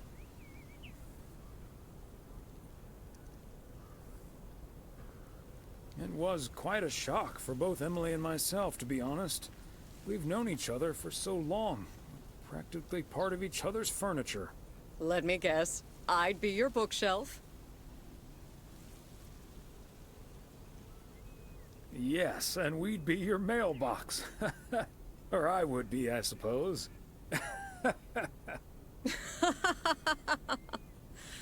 Oh, but I will miss you two. As Helen Keller once wrote, so long as the memory of certain beloved friends lives in my heart, I shall say that life is good.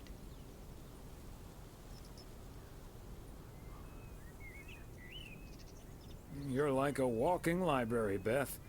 Always a fitting quote. So, haven't you ever thought of moving closer to Meredith over all these years? She is living quite a ways away, right? Thought about it? Yes. Your news has put things into perspective, I suppose. But leaving here would sure be a big step. Maybe too big, I don't know. Who knows? Maybe Meredith will even make it out here one day. And there's always the phone, of course. And don't forget the postal service. Binding the nation together. Well, I won't keep you any longer, Thomas. I need to sort through this new delivery you've just brought in. And believe you me, that's going to take me a while. I understand. It's best to take your time with things like that. Exactly. Whether one likes it or not. Until next time, my friend. Up and at 'em. See you, Beth.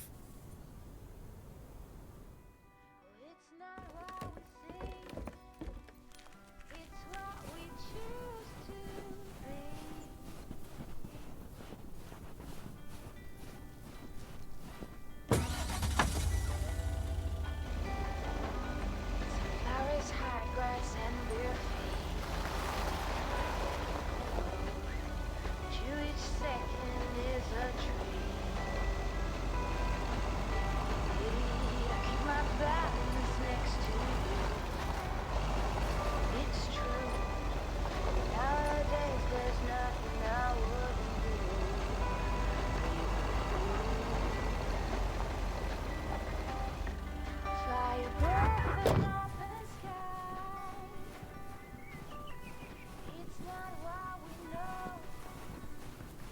fancy handwriting on this one.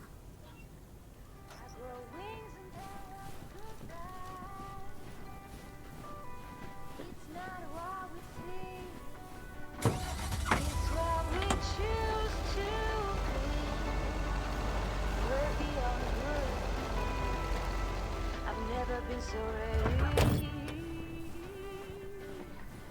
Fire breath and open sky. It's not what we know. It's where we go. That's it for today. Back to the post office.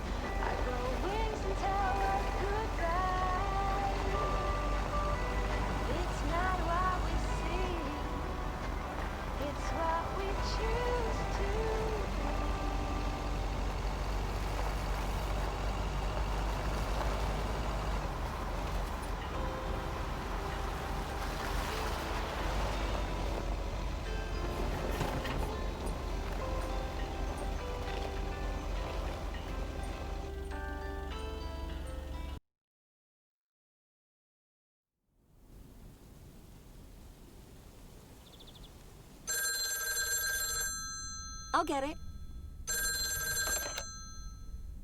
Hello? Very good evening. Am I talking to Mrs. Emily Weiss? Yes, sir, that would be me. Ah, fantastic. It's a pleasure to talk to you. My name is Christian Carmichael, and I represent Fly into Florida. Oh, hi there. I have great news for you, Mrs. Weiss. It's been a while, but, do you perhaps remember entering into our Fly into Florida sweepstakes? Now that you mention it, I think so. Yeah. Was that the one on the back of the juice carton? That's the one. And I am more than happy to tell you that you are the winner of the grand prize. The grand prize? Wow, fantastic. I'm afraid I've forgotten what it was. Could you refresh my memory a little bit? No problem, Mrs. Weiss. You have won a 2-week trip to Florida for two. Wow, Florida? Really? I won? I have never won anything in my life. Hold on, I need to tell my husband. Honey, we won! I'm talking to a gentleman from Fly into Florida, and he says we've won a 2-week holiday for two.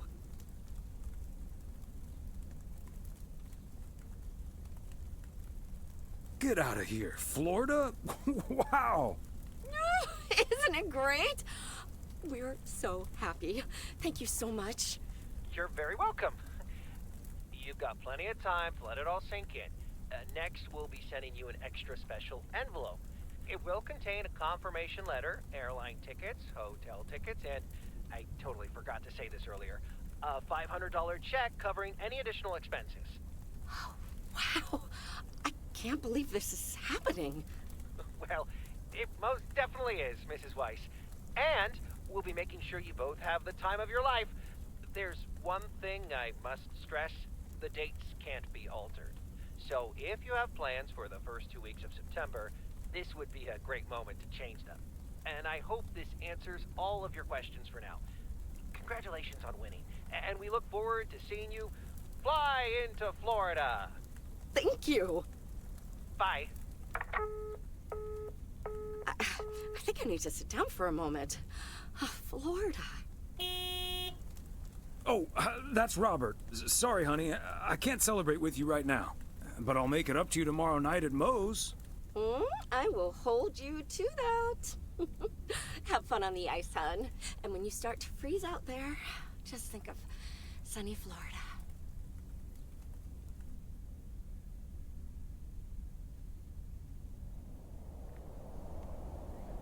Ooh, boy. Drilling a hole, getting that fire pit going. Ice fishing's a lot of work. And it's cold, but we're fishing all right.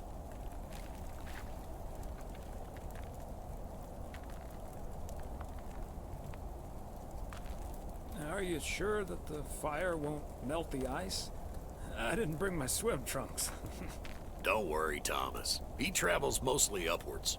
And hopefully also in our direction. Man, it's nice out here. This setting could use a guitar.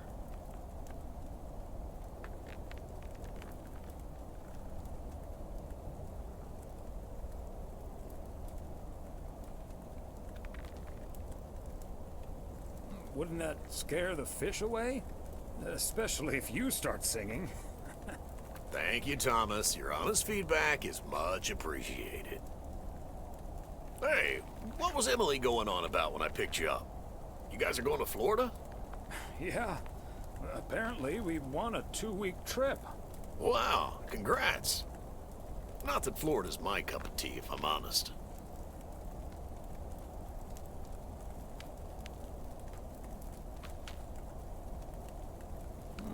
Someplace else you'd rather go? I'm perfectly fine staying right here.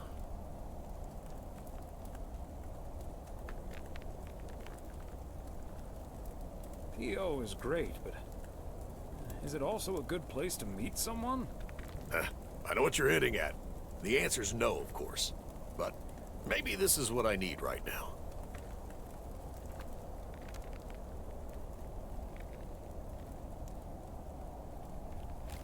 Yeah, just give it a little time. Or a lot. Nothing wrong with that. Wouldn't it be ideal if Mrs. Wright dropped by my house one day?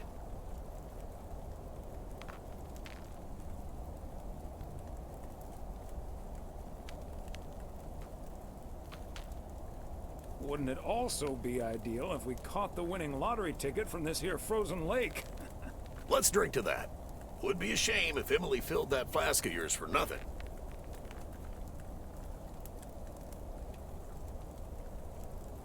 Take it easy, designated driver. One sip won't hurt, sir. Cheers.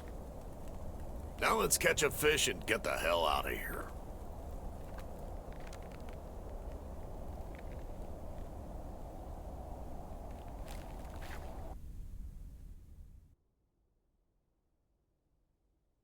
Hey, Thomas, do you have a minute? Sure, Frank. What's up? Listen, I just got a heads up from one of my buddies at HQ. He said Walter Morgan left for P.O. with tires screeching. I need to lay low for a while. If you see him, you haven't seen me, okay? Gotcha, Frank. Don't worry about him. Holy crap! Morgan's on the premises! I'm not here. Good morning, Mr. Weiss.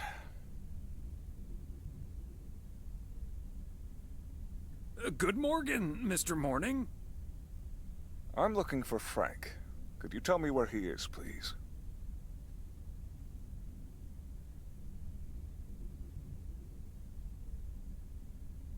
Frank? Frank Coleman? Haven't seen him here. And where is he, if he's not here? He's probably out delivering. Could be anywhere. I guess I'll have to be patient then. We've received a report that a man with a mustache dressed in a light blue shirt was offering illegal fireworks to people in the postal office parking lot. If that man is Frank, and I'm sure it is, then that's strike 3 for Mr. Coleman. Please tell him I'm looking for him. Have a good day. Is he gone? Yes, Frank. Holy crap, that was a close call. Thanks so much, Thomas. I guess Frank Coleman's going into hiding for a while. Frank, don't you think it's better to just come clean? Don't worry about it. It'll blow over like always. See you Sunday evening. I guess we'll have to play poker with the curtains closed.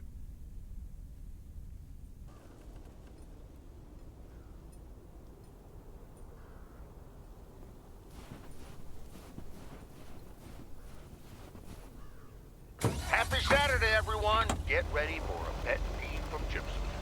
P.O. positive or pet peeve? Jack, I've been watching that TV series everyone's been raving through. What's it called? A hamburger with fries? I expected a charming sitcom like Bon Appetit, but instead got treated to a lousy mix of mediocre puns and gratuitous violence. If this is where TV shows are heading, I'm heading the other way. Oh, boy. Well, I'll bet you'll have the road all to yourself, Joseph. On to the weather. We're starting the day sunny, but we'll have lots of snow for you folks later on. Enough talking. Here's some tunes.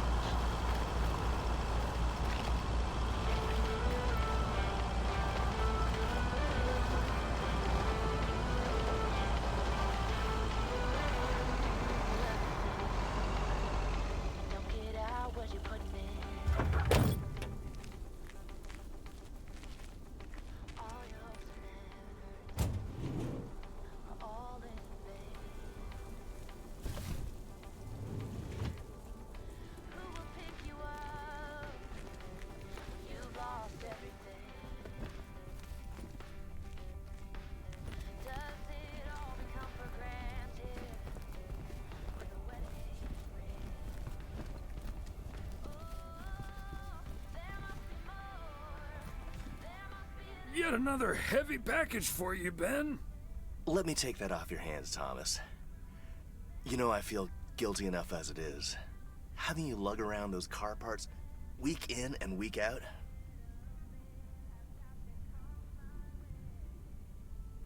That's the job, Ben. Neither snow nor rain nor heavy packages Stay these couriers from the swift completion of their appointed rounds. I'm serious, though. If you don't mind me saying, you're getting up there. Ever think of hanging up the old coat and bag?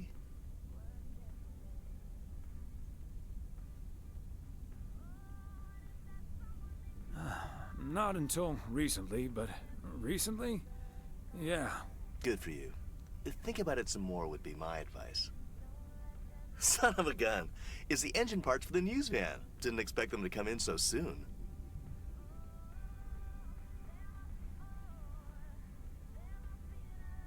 No, that's great. Now they'll be able to roam around PO for their report. Yep. With any luck, that thing will be up and running before the end of the day. Godspeed, my friend. And the same to you, old-timer.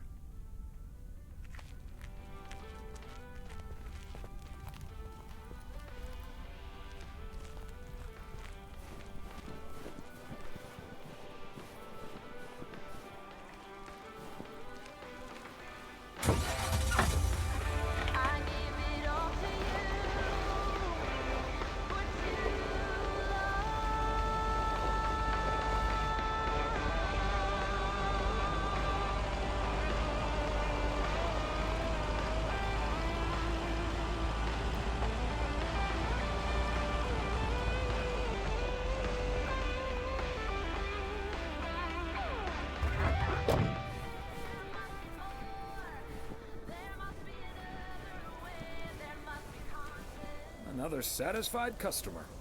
Unless it's Bill's.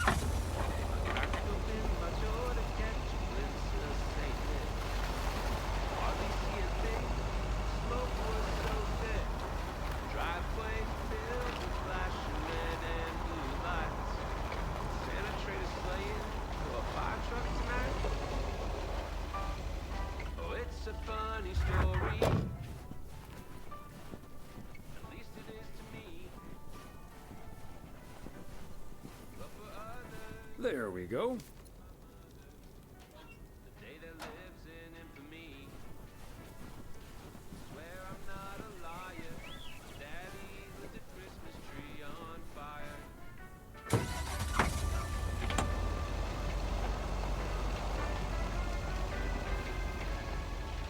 Would it say that my dad drank much more than most? Time of year, he tend to double his dose. I'm not saying it's wrong, and I'm not saying it's right. The Yule log ain't the only thing burning that night. Oh, it's a funny story.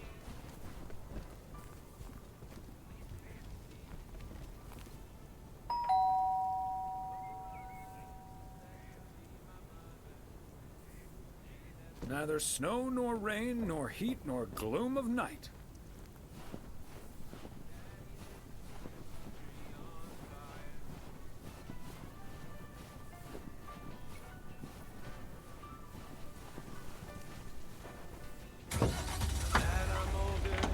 I've settled down. It's late December, there's no tree to be found. Does it help? Married a Jew. Now she wants a Christmas tree. What am I to do? I told the baby I didn't think this would matter. Besides those damn trees, they're a real fire hazard. And I'll have you know the doctor's just died. A belated Christmas gift? Maybe.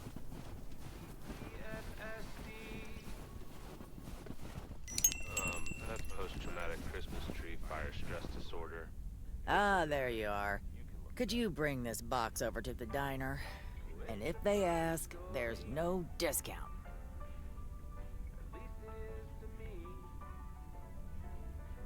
But for others, especially my mother, the day that lives in infamy. I swear I'm not a liar. I could, but I'd have to charge you for it. Oh well, then don't. I couldn't care less about that party.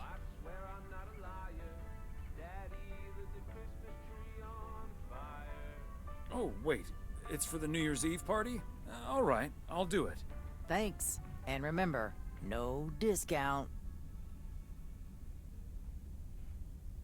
Roger that.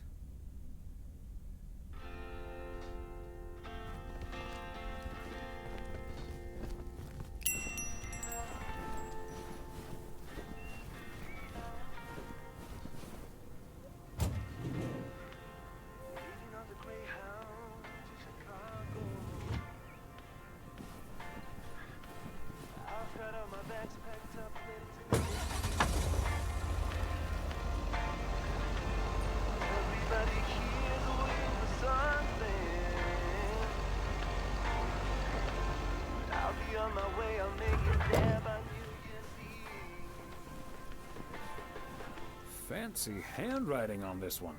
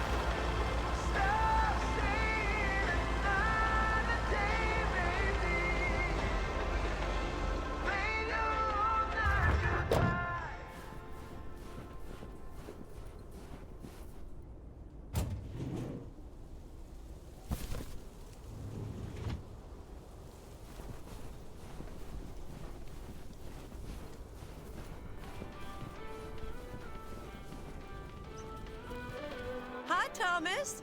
Oh, please tell me that's a big box full of snacks from the general store? This is a big box full of snacks from the general store. But without a discount on what's inside. No discount? Is Nancy Carlisle really trying to charge me full price for snacks that are about to go past their expiration dates?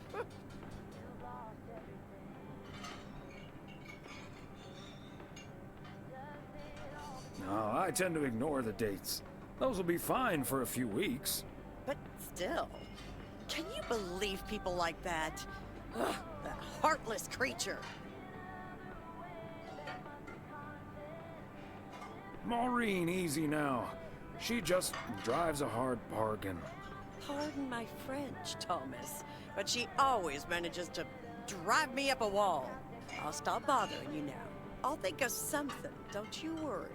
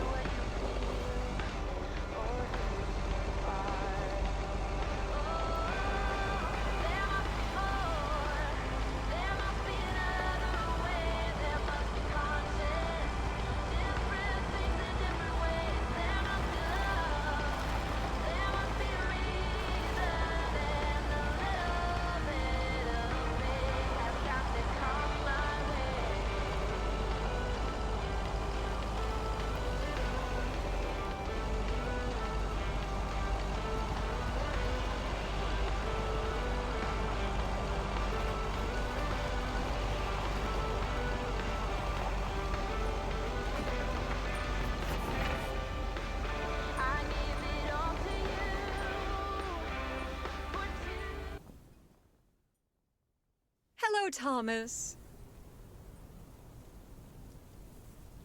Hi there, Beth. What brings you here? I saw you arrive just now, so I decided to venture across the road with a minor request.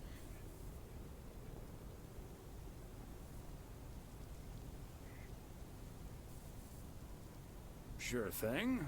What can I do you for?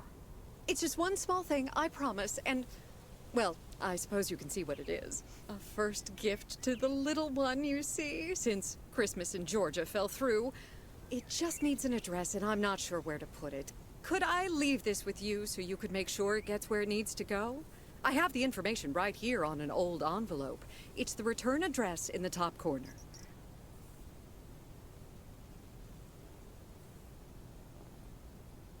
I'd just put it on its bottom or its belly.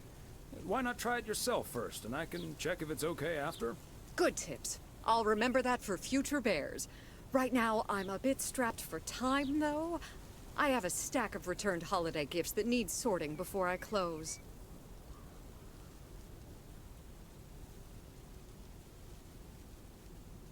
I've handled many a strange parcel in my day. Not to worry. I'll take care of it. Thank you, Thomas. Truly. I'll get the postage to you later, I promise. Oh, and please tell Emily I have a great idea for this Sunday's girls' night. It's a surprise. Bye now. Sure. Enjoy the rest of your day.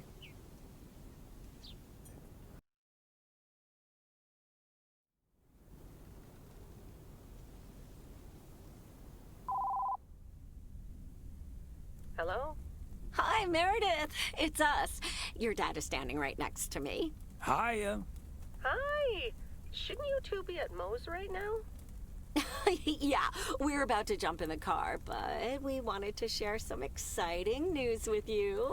Oh, first things first, though. How was your Christmas? Well, I worked. And Tess and I made a Christmas meal you probably won't ever find in a cookbook. But we had a lovely evening. Thanks, Mom. Can I get the exciting news now, please? Okay, so your dad and I will fly into Florida. This September, I won a sweepstakes. Get out of here. Wow, that's so awesome, Mom. Florida in September. Beats the PO weather, huh? Oh, sure does. Dad, are you excited as well? I sure am. Aren't you worried about flying there? Last time you came to visit, it took a few hours for that green tinge to leave your face. Oh, Meredith, don't make it worse than it was. Fine. Maybe he just boozed too much on the plane. Have you checked if the flight includes free cocktails? Best bring your flask, Dad, just in case.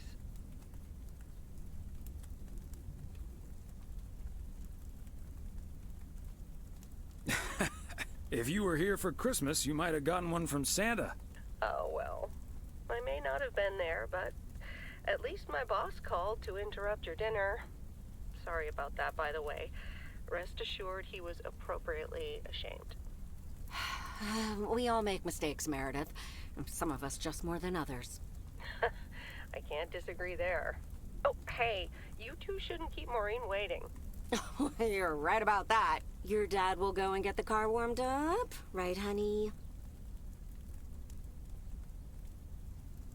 That's my cue. Bye, Em. Take care. Bye. Have fun tonight.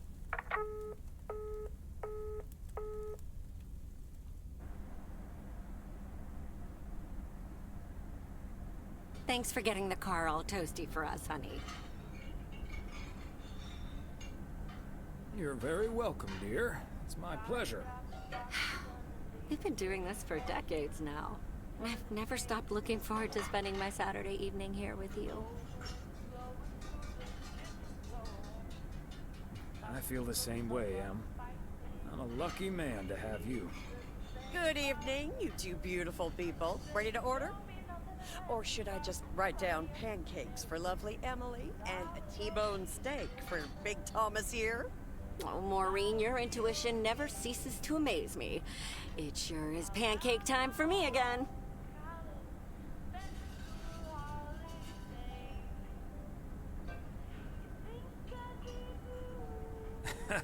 Big Thomas would very much like that, Maureen. Thanks. You got it. Be right back, folks. Ashley, it's pancake time! And get the steaks out! This will never get old. But Beth making surprise plans and this Florida trip landing in our lap got me thinking a little bit. If we're getting close to being able to do whatever we feel like doing, does that mean we should stay in PO forever?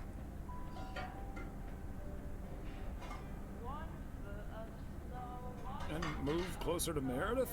To the big city? No. I need space and fresh air. And warmth. That's the nice thing about Florida. And it's not like your arthritis will stop acting up in weather like this.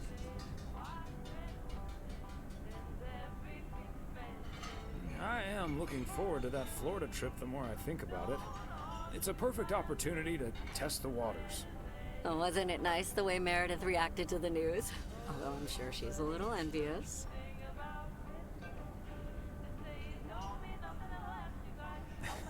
Yeah. When's the last time she had a few days off and left the big smoke? Okay, folks, while Ashley's busy in the kitchen, it's time to fill Moe in on a few details.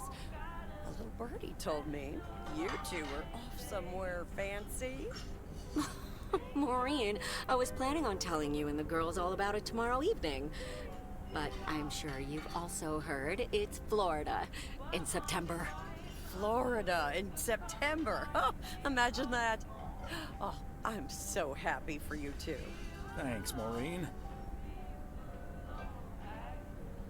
Have you ever been to Florida? Are you offering your ticket to me? Oh, Thomas, that's so nice of you.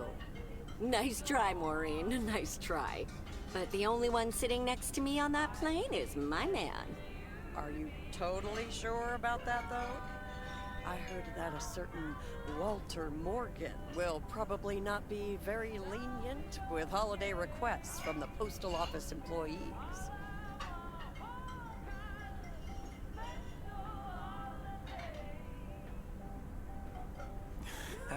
Morgan. His bark is always worse than his bite. If Walter Morgan gets in the way of that, I'll get in his way. I don't think I'm supposed to actually run over, but sure. Oh, that means dinner's almost ready. Be right back, folks.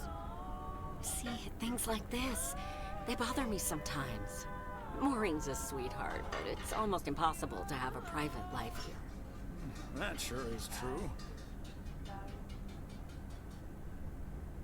Would be nice to walk around somewhere without everyone calling you mailman.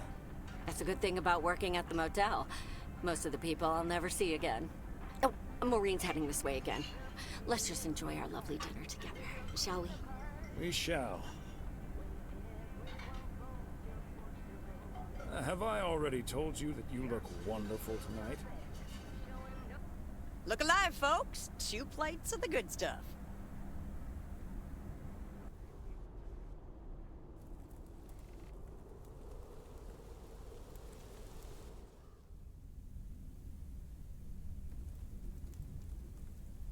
Oh, Thomas, my dear, sweet husband.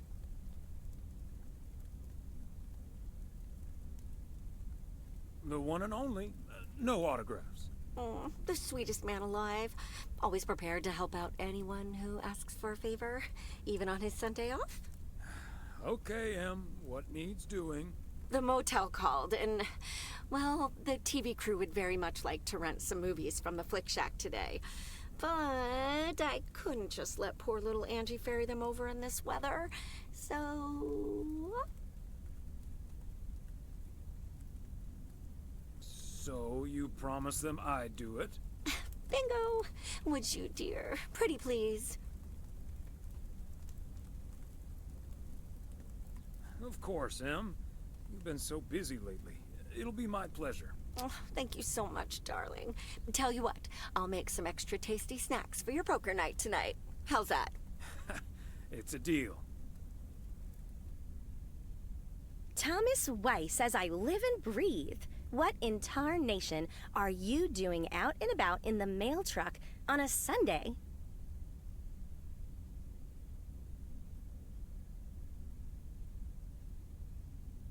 What? Coming over to see my favorite video store clerk isn't reason enough?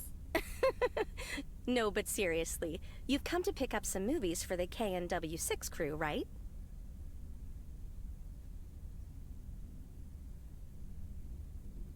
Oh, what gave it away? Your wife called ahead. Happy to do it for Emily. And for you. And for the TV crew. Parts of it, anyway. But first things first. So, what's the hot gossip on these out-of-towners? Well...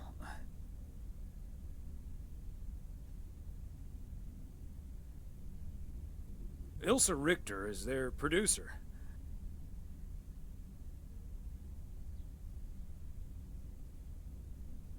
Competent, sarcastic. She kind of reminds me of my daughter. Well, then I'd like to meet your daughter someday. Because Ilsa I've met. Came into the store yesterday asking about P.O. and whether I liked it here. Cute as a button, that one.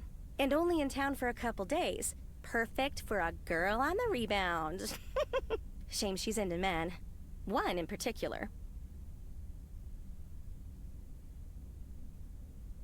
Are you sure? How do you figure? The way her eyes lit up when she mentioned that colleague of hers, Gabriel. Trust me, a girl knows. What about the rest?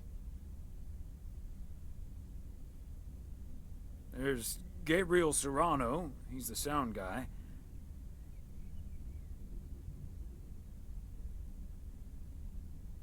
Maureen seems to think he has a crush on Ilsa Richter. Yeah, that may well be mutual. So anyway, let's get down to brass tacks. According to Emily, our intrepid reporters have 2 rooms equipped with VCRs between them. One for Connor Price, KNW6, and one for Ilsa Richter. Great. I know what we should get for Connor.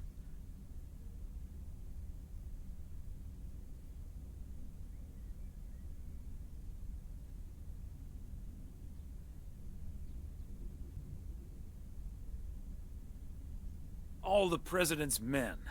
That should give him some inspiration. Great idea. But Connor's already made his pick. Octopussy. It says it's James Bond's all-time high. I guess they forgot about that time he went to the moon. Fine by me. And what did Ilsa choose? That's where we come in. See, she wants us to pick the movie she'll be watching with her colleague, Gabriel. Thomas, she wants us to pick the movie she'll be watching with Gabriel.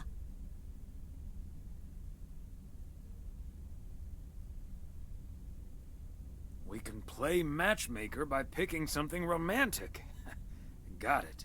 Exactly. Guide Cupid's arrows, so to speak. After all, 'tis the season.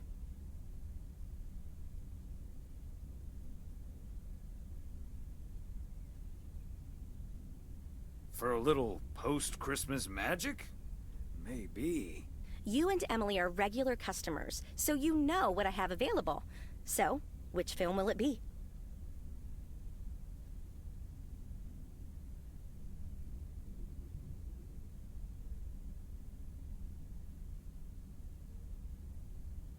Let's go with Love Story. Or is that too on the nose? It's perfect, and we won't risk being too subtle. It has love right there in the title. Great. Love Story it is.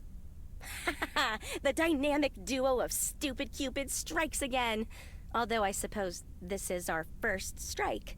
Anyway, here's hoping that this is the start of a beautiful love story.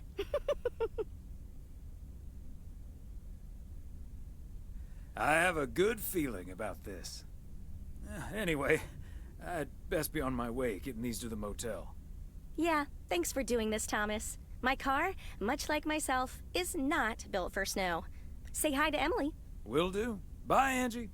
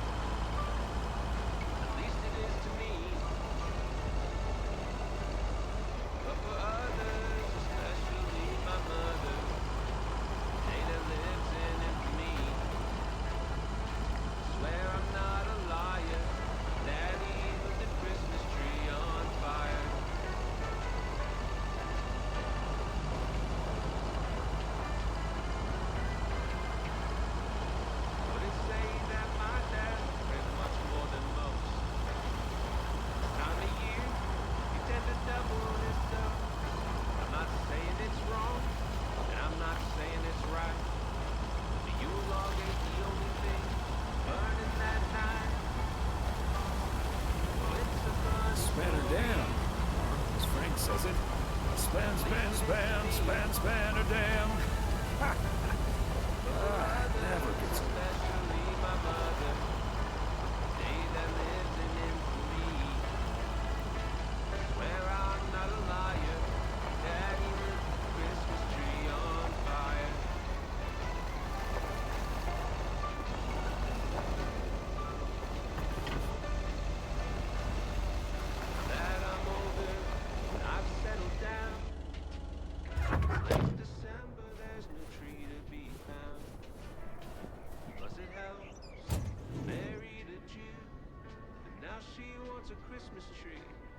What am I to do? Well, I told the baby I didn't think this would matter. Besides those damn trees, they're a real fire hazard. And I'll have you know the doctor just diagnosed me with a little Special delivery.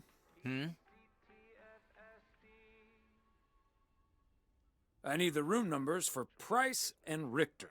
Just drop them off at number 6. That's Richter. She'll take care of it. Thank you. You're welcome. But for others, especially my mother, the day that lives in infamy. I swear I'm not a liar. Daddy lit the Christmas tree on fire. Oh, I swear I'm not a liar. Daddy lit the Christmas tree on fire.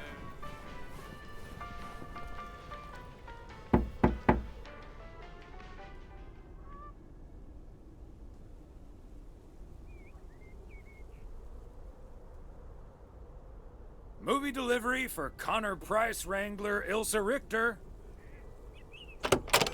Yes? Oh, excuse me, Mr. Price. I thought this was Ilsa's room. No, that's room 9, but think nothing of it, my guy. Ooh, you got me my Bond movie.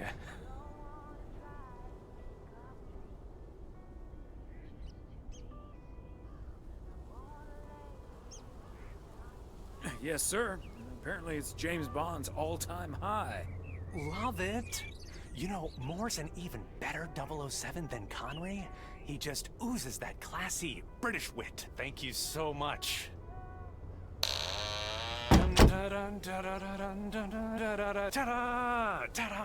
Pow! It's not what we see, it's what we choose to be.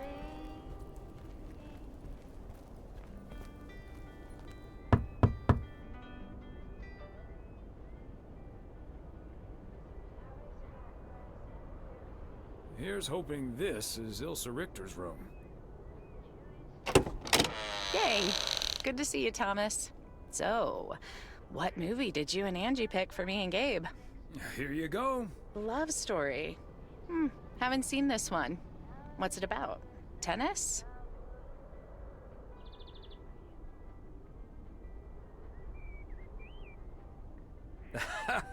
Good one.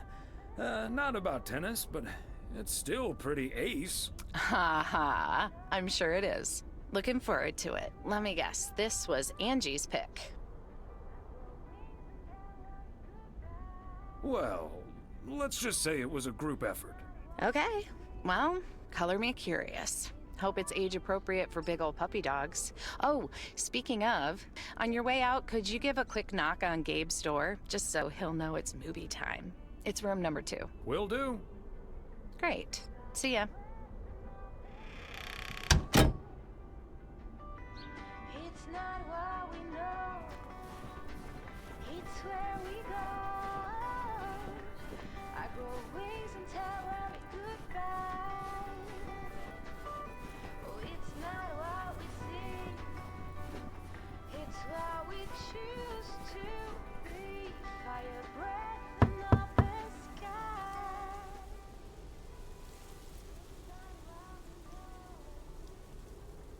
Gabriel Serrano, the lady in room number 9 humbly requests your presence for an evening of home cinema. Thanks, Thomas. I'll be right over. My work here is done.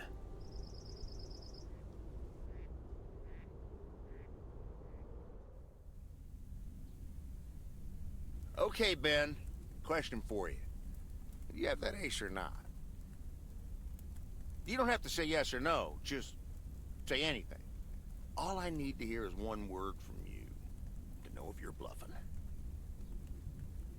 Nothing? Not even a twitch or a blink? All right, I'll do the talking. I'm all in. Call. And he just instantly calls me. Great.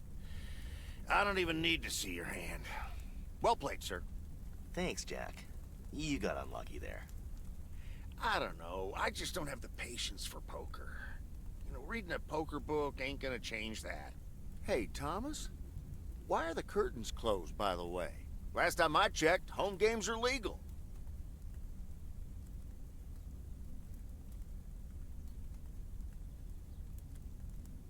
It's probably better if Frank answers that question. I sure can. Walter Morgan's on my tail. Someone snitched on me, and now I need to lay low until I have a good enough alibi. Morgan again? What'd you do, Frank? I hope you didn't put ladies' underwear in his briefcase again. And please tell me you stopped putting dead rats in his exhaust. The classics. No, I didn't prank him at all this time. He's just out to get me. All I did was sell fireworks to someone. He said something about that being my third strike. I might actually lose my job, fellas. Don't you think he's bluffing, Frank? I'm afraid not, Thomas. I'm not gonna call his bluff in any case. I just need a plan. I'm guessing they don't have any photographic evidence. Pictures of you selling these fireworks? Just that there's a guy fitting my description. What are you getting at? I might have a little plan. But let's first play a few more hands. I'm down almost 30 bucks. One sec, Jack. Frank, I'm curious. We know Walter Morgan has a few reasons to dislike you, but why do you dislike him? I could tell you why, but it's not a pretty tale. And it better not leave this room, kitchen. Sure, Frank. My lips are sealed, for once. You know I'm no snitch, Frank. Thanks, boys. All right, so this one time back in the summer of '69, it was before I started working in P.O. There were a couple of pesky stray dogs wandering around HQ. I say pesky, but they never really hurt anyone. Just got a little excited if you walked past them eating a sandwich or whatever. Can't blame them, huh? They were hungry, even though I fed them every now and then. Morgan found out, of course, and after one complaint too many, he took matters into his own hands. Or should I say, feet. He lured a couple of them behind his car, and before I knew what was going on, it was too late. I heard a loud and gut-wrenching howl. I saw two dogs run away, and Smokey, my favorite one, limped after them. It's the last time I ever saw those sweet dogs. Then Walter Morgan looked me straight in the eye with a smug grin on his face, and he said, "This is how you do a proper job, Frank." I can still see that grin when I close my eyes. Okay, that does it. Walter Morgan is now on my eternal shit list, and I'll make sure the rest of P.O. knows about it.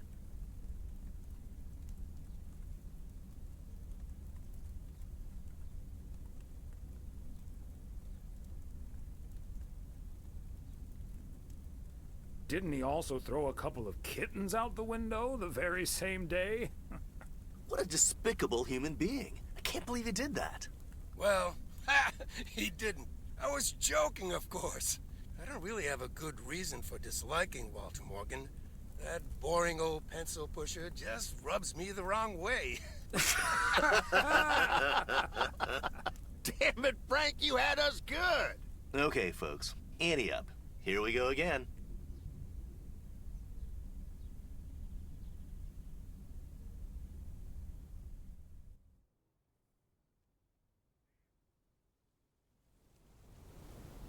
Psst, Thomas, over here. Hey, Frank.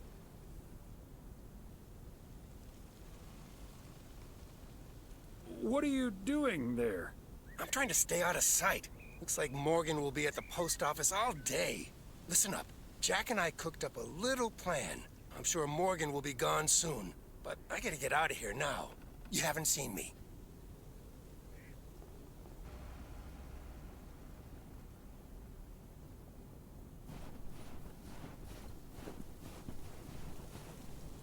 Top of the Monday morning, P.O. We're starting this week with a warning from Lucinda. P.O. positive or pet peeve? Hi, Jack.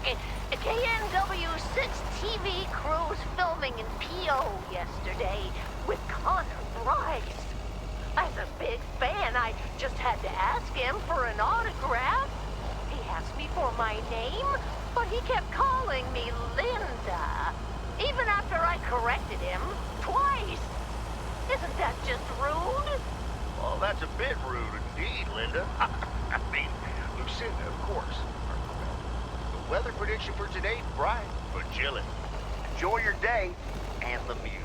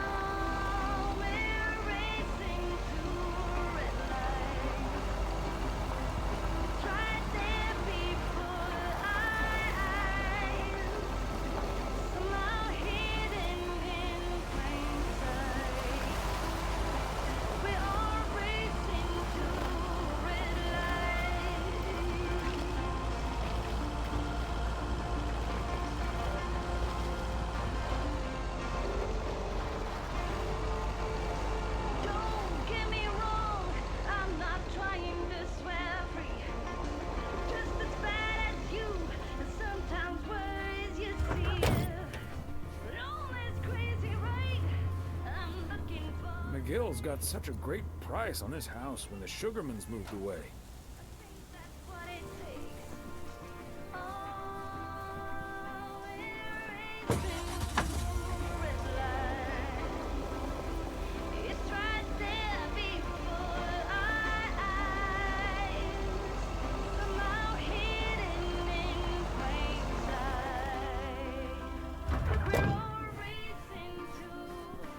Another satisfied customer. Unless it's Bill's.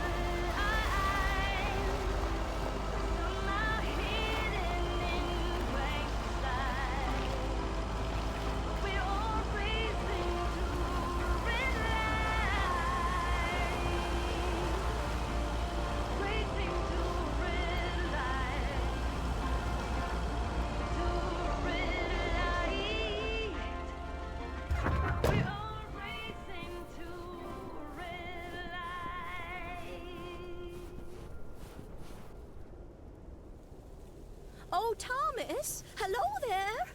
Could you be a sweetheart and bring that over to me? Of course. Oh, careful now. Robert cleared most of the snow, but it's still a bit slippery. Thank you so much. If only I still had the balance and agility of my feline friends. Oh, and good day to you, of course.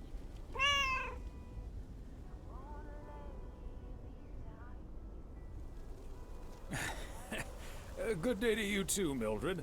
And Genevieve. Thomas, honestly, this isn't Genevieve.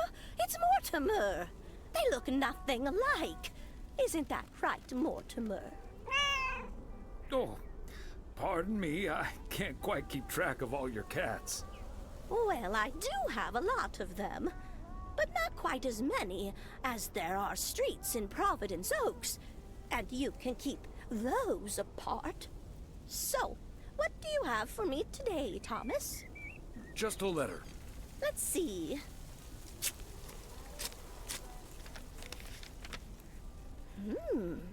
This sounds interesting.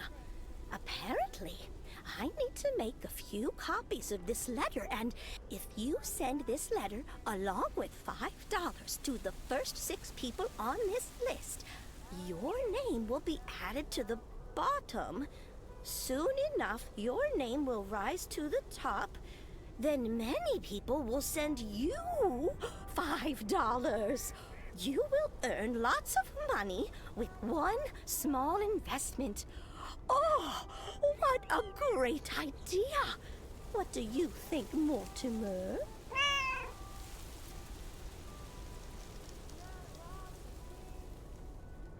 Mildred, that's a classic chain letter scam. Don't fall for it. No one ever got rich off of one of those. Well, except for the post office. Are you sure, Thomas? They make it sound so easy.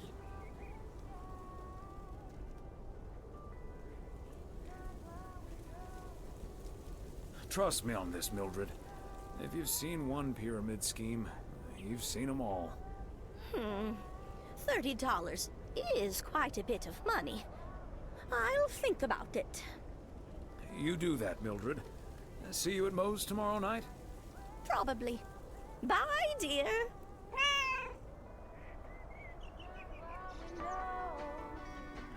It's where we go.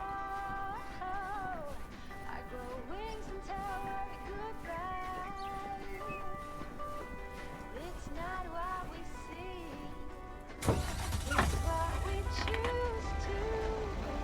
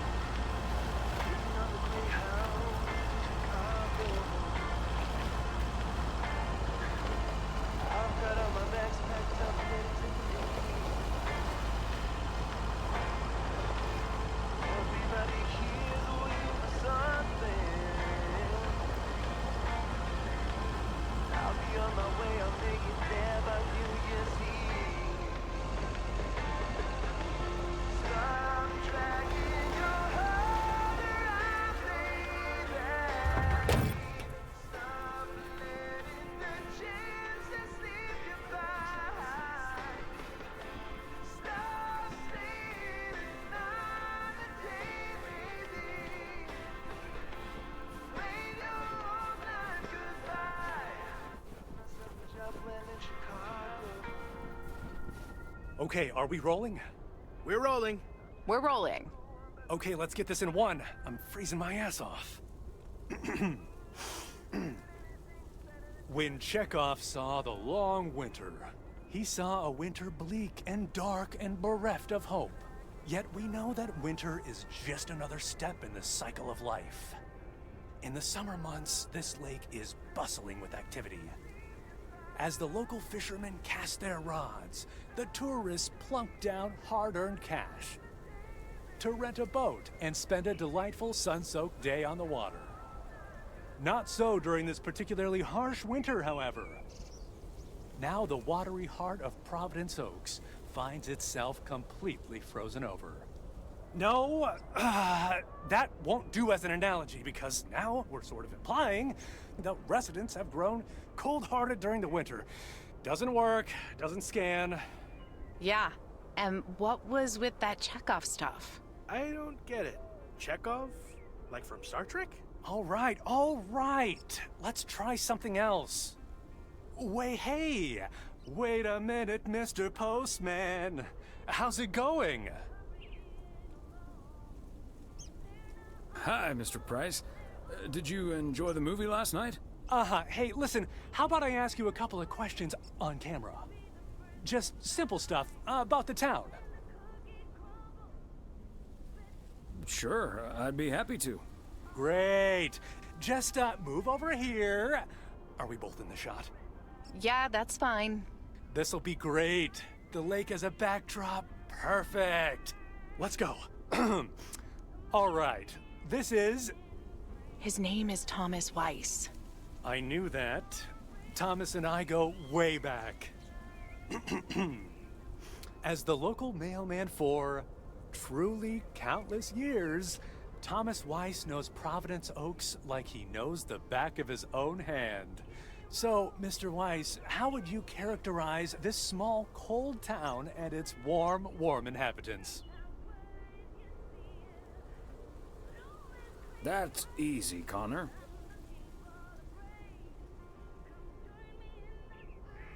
In the eons I've been the local mailman, I've learned one thing.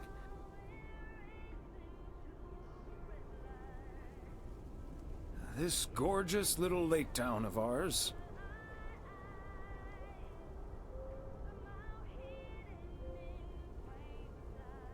seems simple enough, although it's not without its complexities.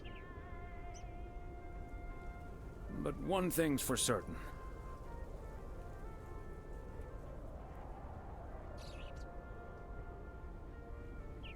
When the low winter sun hits that shimmering water just right, you realize this is the most beautiful place imaginable. And wherever you are, or whatever you face, here, a goodbye never has to be a farewell. And cut. Ah, that's so sweet, Thomas Weiss. Completely unusable, but sweet. I know I've got goosebumps. Yeah, that went well, kind of. Now, let's scout out the establishing shots at the far end of the pier. Let's go, Connor. Aye, aye, Captain. Gabe, you can take 5. My advice would be to take those 5 in the van, to reduce the risk of any further ass freezing off incidents. Noted. Thanks, Ilsa.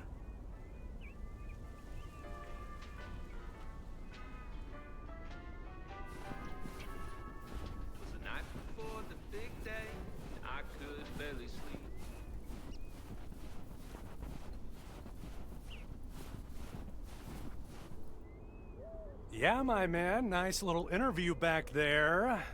Let's hurry this up, okay, Ilsa?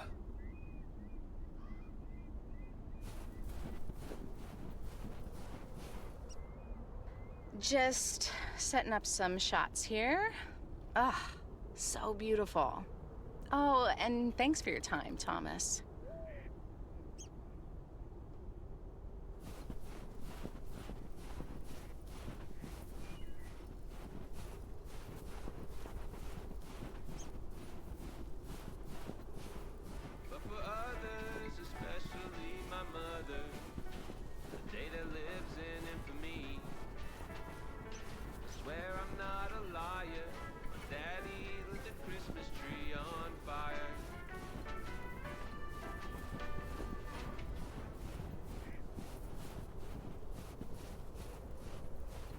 There we go.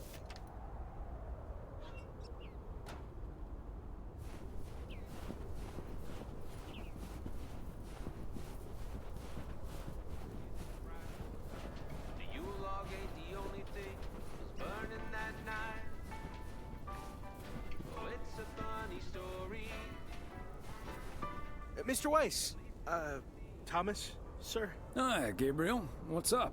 Just that, well, we'll be ringing in the new year right here in Providence Oaks. So, my mom is shipping over my tuxedo. Can you make sure it arrives okay? She says she clearly marked the package Serrano Room 2. Oh, of course. Mailman's promise.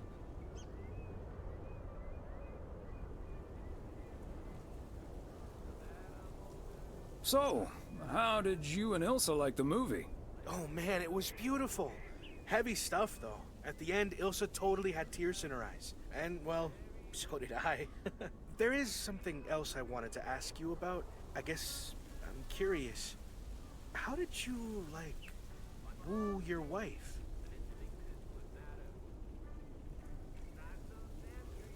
It's pretty simple and cliched. She's my high school sweetheart. I took her to the fairy tale dance. We snuck off to smooch under the bleachers. And the rest is ancient history. but I'm guessing that doesn't help you with what you really want to know.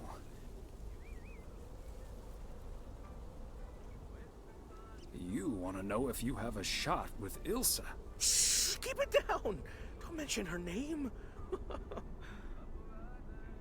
But yeah, I'm terrible at that kind of stuff. It's just, you seem like a Weiss man. I'd really appreciate your advice. Well, okay then. My advice is to think about how things felt last night. Let that guide your decision. It might sound corny, but you can't go wrong following your heart. Wow. And is that your definitive judgment?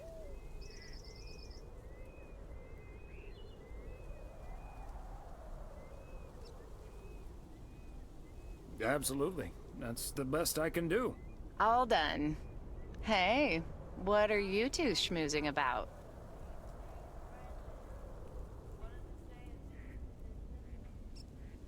A mailman never tells. Excellent. Now start the engine, Gabriel. We're rolling out pronto. Man alive, it's cold today. On it, Mr. Price. Thanks, Thomas. You've been a huge help. So, take good care of that tux, yeah? Will do. Bye, folks.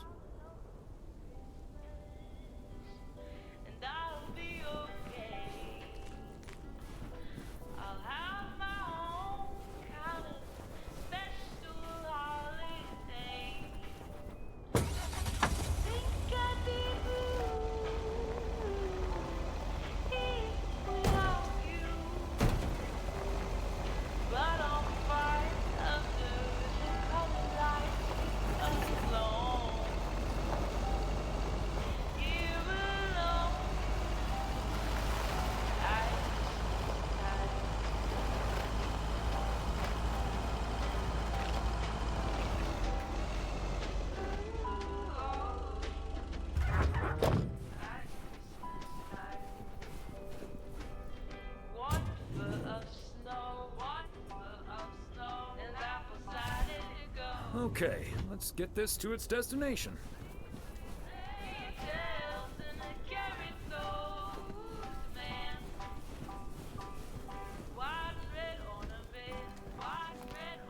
Hi there, ladies. Hi, Thomas. Hello, Thomas. Got a delivery for the diner, Kay. Great. Not from the general store, I see.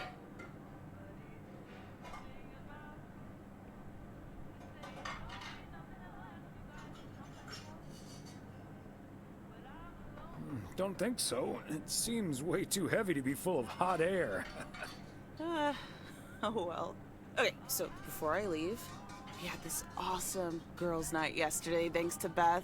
It was hilarious. When I first saw where we were going, my brain went, oh my god. And when the guys showed us what we were going to do, my brain went, oh my god. And when we started, it was so yuck, but also so cool, you know? I've never done anything like that before, and I love that I got a chance to find out. But then again, I doubt that I will ever try it again. Ah, yes, the girls' night. What did you end up doing? We made haggis. You made whatis? I said haggis. It's a Scottish dish made from a sheep's liver, lungs, heart, and suet, all stuffed into a sheep's stomach. It's this fascinating traditional gourmet staple stemming from the 15th century, would you believe? Poems have been written about it.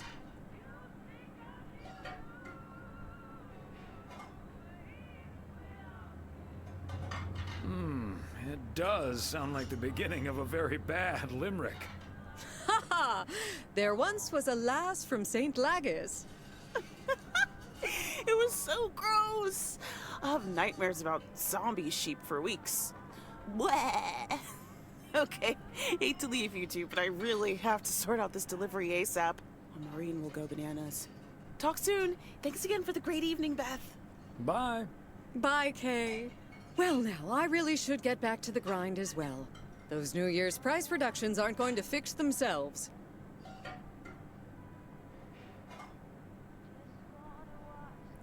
Wait up, Beth. I want to talk to you about something. Oh? What's on your mind? Is everything okay? Yes, I'm fine. Don't you worry about me, Thomas. I'm fit as a fiddle. Now, if that's all, I really need to get back to the bookstore.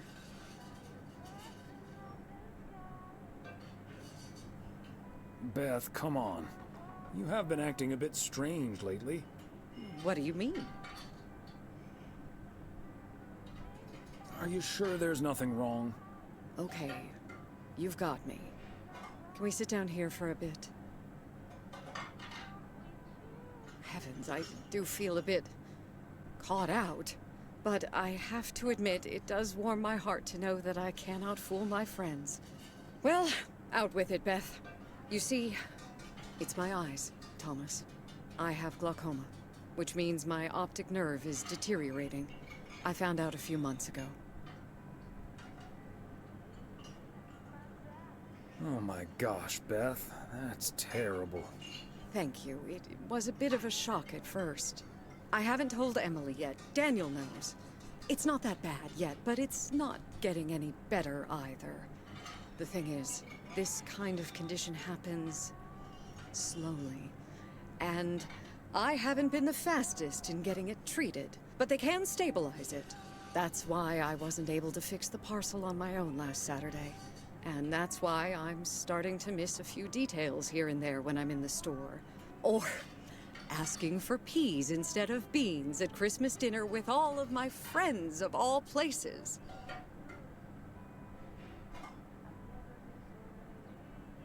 I had no idea. Is there anything we can do to help?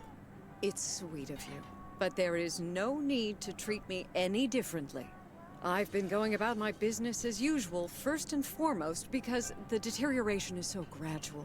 Until I couldn't really do the little things anymore. Things like reading small print are getting difficult, which was a painful thing to accept at first. Working in the bookstore is starting to give me more issues than I'd like. Getting older. It's a strange thing, isn't it? It's like that Robert Frost poem. The afternoon knows what the morning never suspected. Doesn't mean I wouldn't mind taking a little nap in between from time to time, though.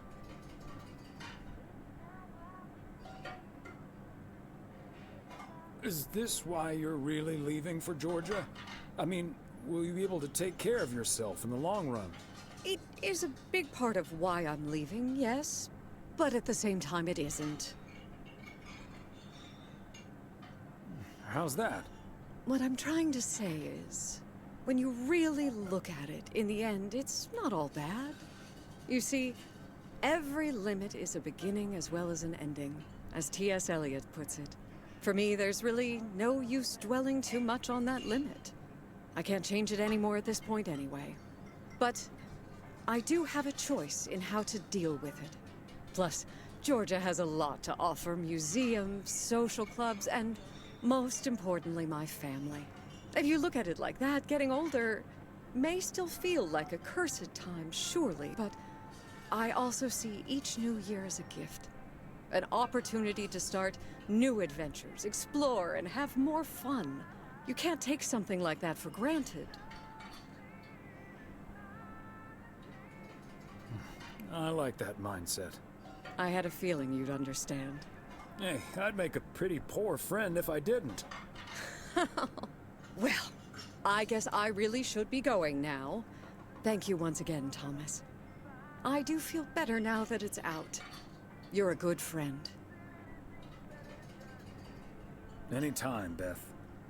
Bye now.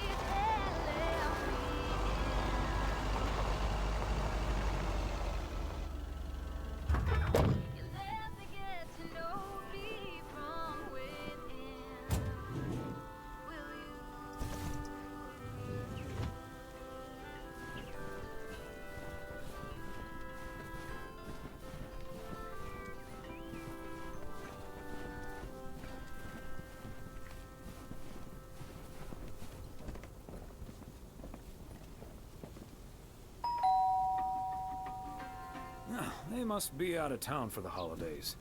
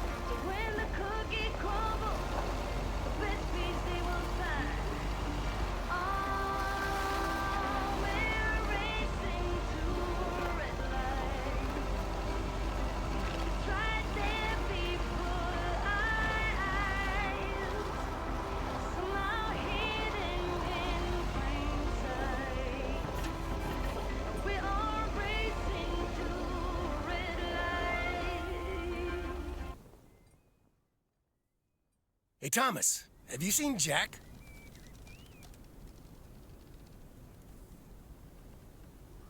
Yep, yesterday night in my kitchen. Yeah, okay, but I kinda need him now. I'm a sitting duck right now. I'm toast if Morgan suddenly shows up.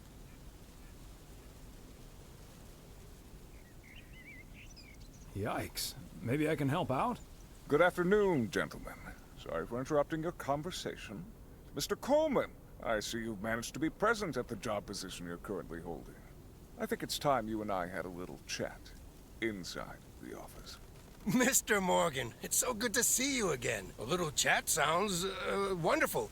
But I'm afraid there's an extremely urgent parcel I have to deliver right now. So stay put, and I'll be back in about 30 minutes.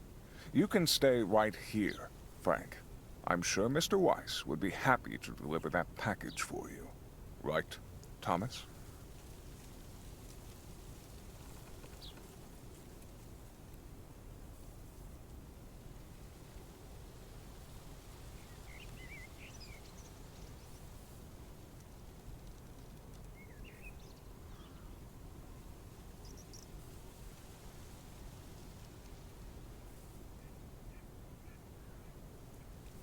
Wrong, sir. If you think I'd do that, you're terribly confused. Excuse me, sir? Hi. Hello. I heard you were looking for a guy in a light blue shirt with a mustache to purchase illegal fireworks in the parking lot of the post office? Well, you found him. Illegal fireworks? Who do you think I am?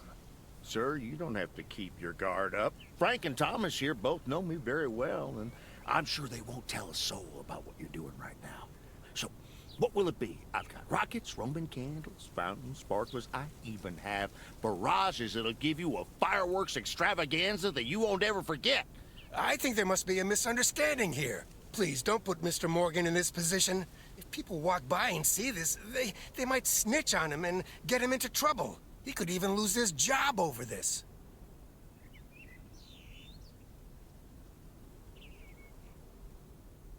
Yeah, why don't you go inside so you can do your dealings without all these prying eyes around? I'll tell you what will happen now.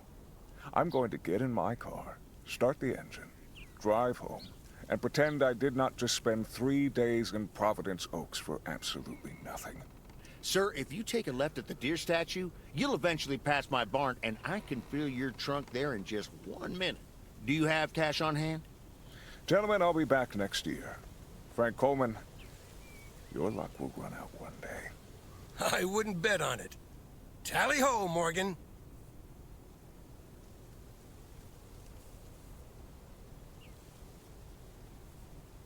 Is Morgan really going to believe Jack was the one offering fireworks? That mustache wasn't very convincing. Doesn't matter. We turned up the heat on him and he chickened out. Thanks, guys. I owe you one.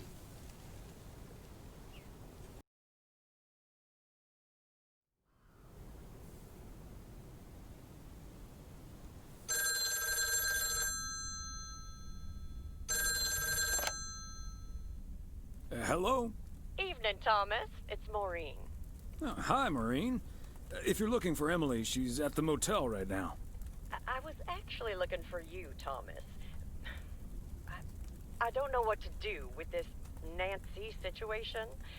I get so worked up just thinking about it. And that usually gets in the way of doing the right thing, you know? I need to talk to someone who's a bit more emotionally detached from the situation.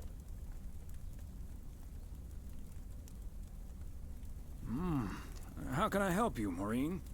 Simply put, I don't know if I should give in to that Nancy Carlisle and her overpriced snacks, or tell that woman to take a hike. But then we'll end up with a lackluster New Year's Eve party.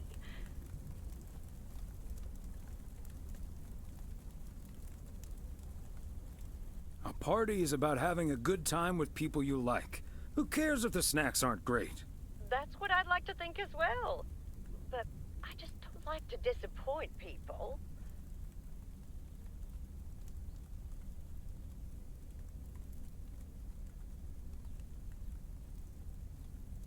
People should be glad you're throwing a party at all. They can leave if they don't like it. I think you're on to something there, Thomas.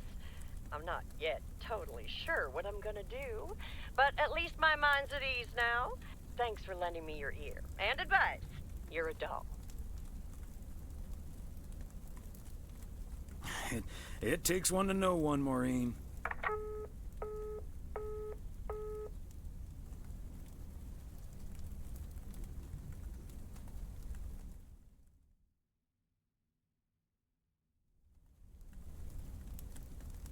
The yo-yo started out as a weapon in the Philippines during the 16th century, before being introduced to the United States as a toy in 1929. It weighed 4 pounds and had a 20-foot cord. Australian rower Bobby Pierce won the 1928 Olympic Games against 8 other competitors, even though he stopped during the race to let ducks pass in front of him.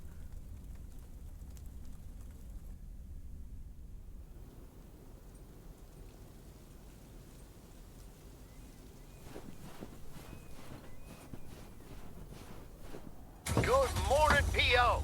I'm starting today with the weather forecast. It will be bright and beautiful. Which brings us to the last P.O. positive or pet peeve of the year. It's one from yours truly, who'd like to end 1985 on a positive note. P.O. positive or pet peeve? We all know P.O. is the best folks. And it's, of course, all because of the people living here. And by people, I mean most of the people. The majority.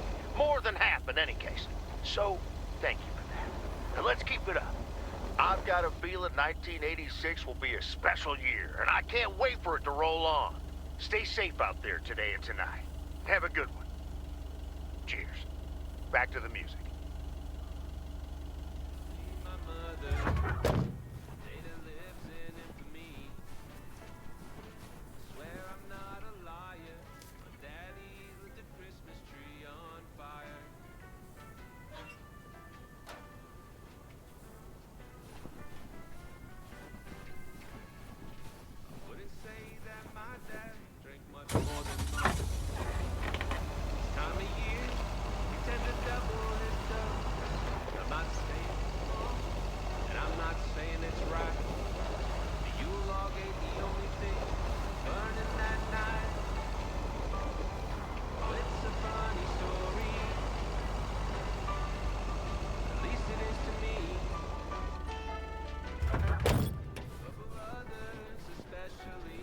Fancy handwriting on this one.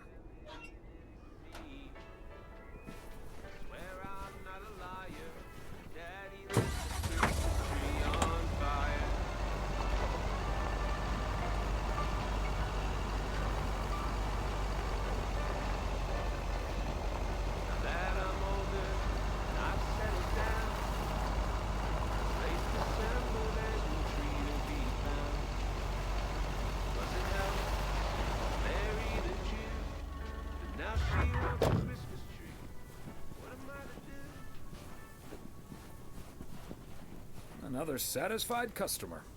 Unless it's Bill's.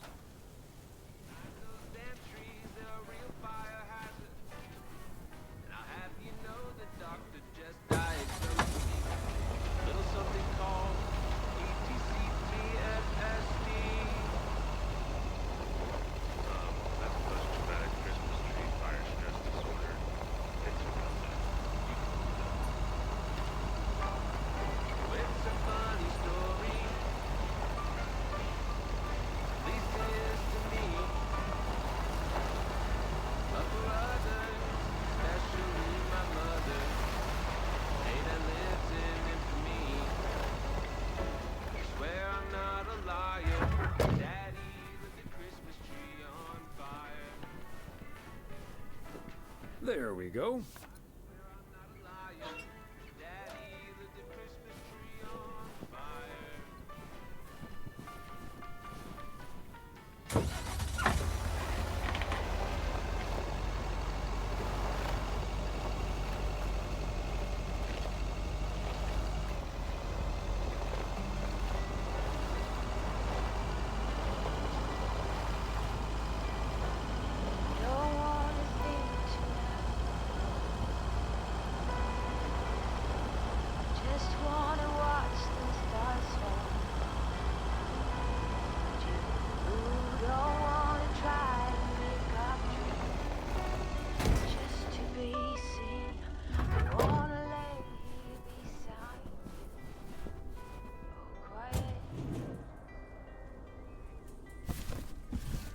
Part and parcel.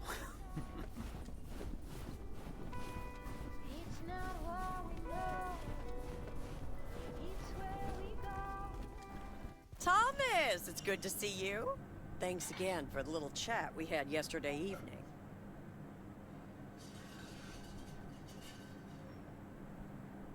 Have you made a decision on what to do? Yep, and I hope it's the right one. But I guess some situations don't have a perfect solution. You'll find out tonight, Thomas. We'll have a grand old time regardless.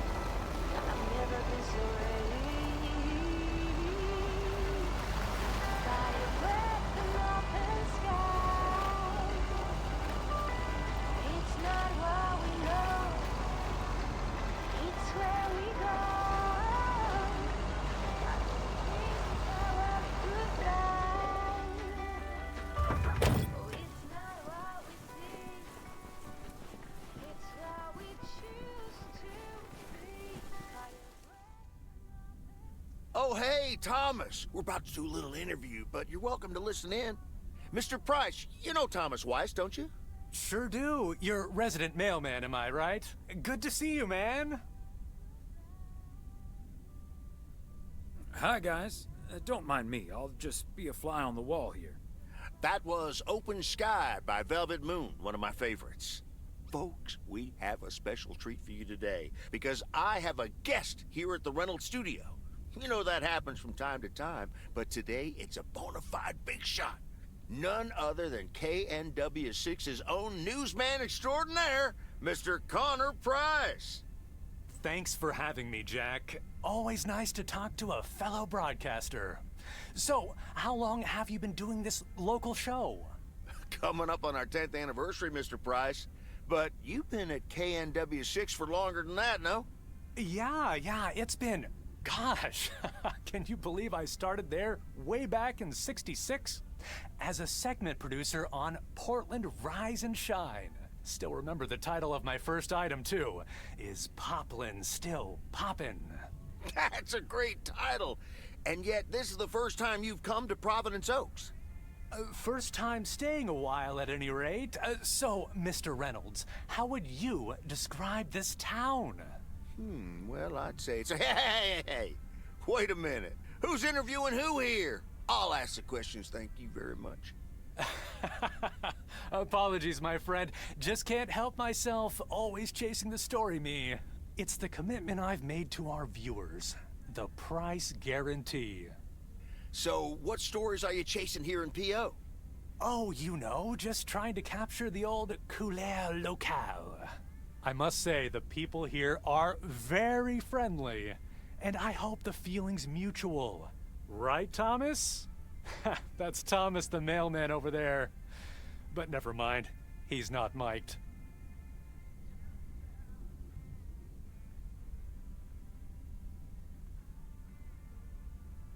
Well, Mr. Price, we did get off to a rough start. You don't say. Because we happen to have a little section called PO Positive or Pet Peeve. You might have heard of it? Can't say I have, but I do like the alliteration. Well, Lucinda Boyle called in a pet peeve yesterday, saying you were quite rude to her when she asked you for an autograph. Well, I'm sure that was a misunderstanding.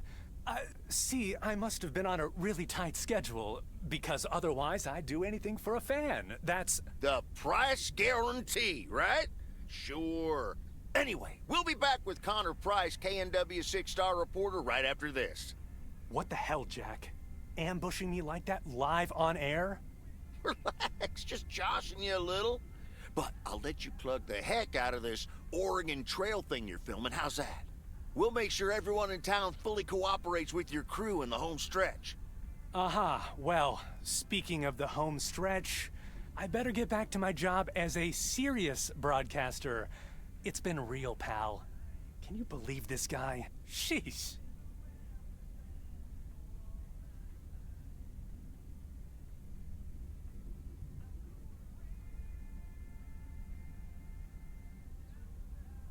Congratulations. You've just had the privilege of the full Jack Reynolds experience.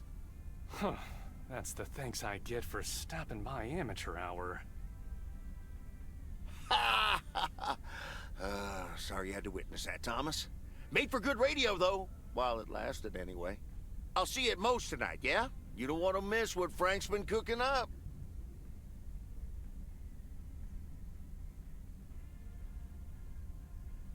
I'm looking forward to it with no small amount of trepidation.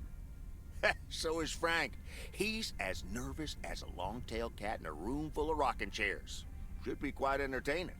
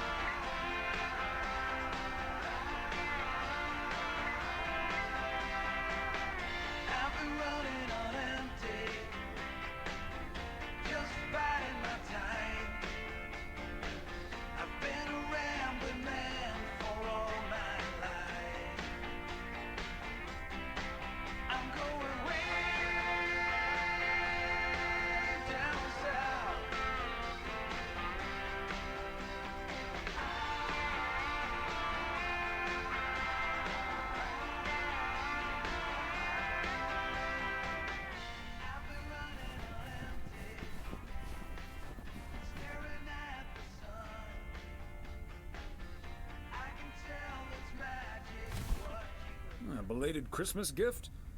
Maybe.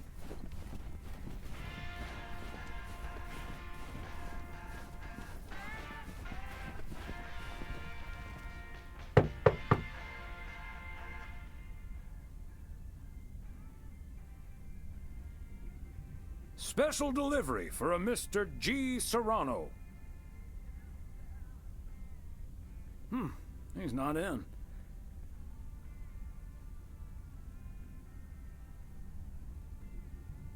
I should probably leave it with Ilsa then. Room 9.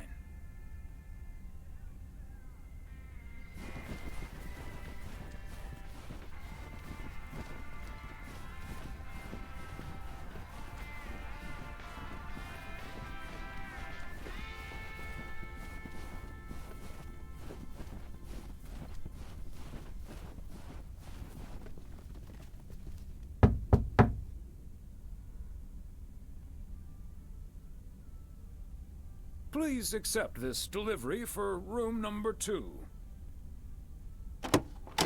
Hi, Thomas. Oh, is that Gabriel's tux? Signed, sealed, delivered. That's the Weiss guarantee. Okay, I'll take care of it. Thanks. Right then, I'll... I'm feeling fine, I'm feeling strong. It won't take long. Ooh, when I use my witchcraft. Ooh, ooh. When I use my witchcraft. Ooh, yeah.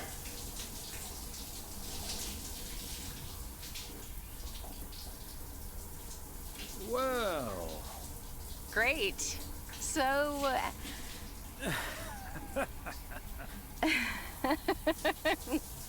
See you tonight at the diner.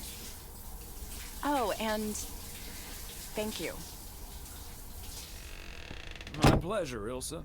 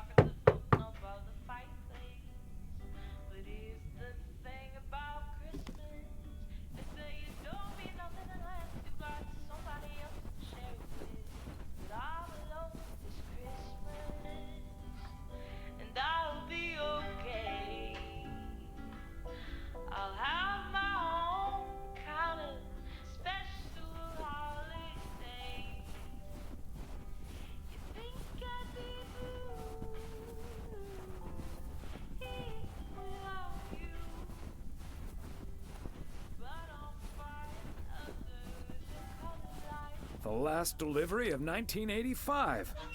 A momentous occasion, to be sure.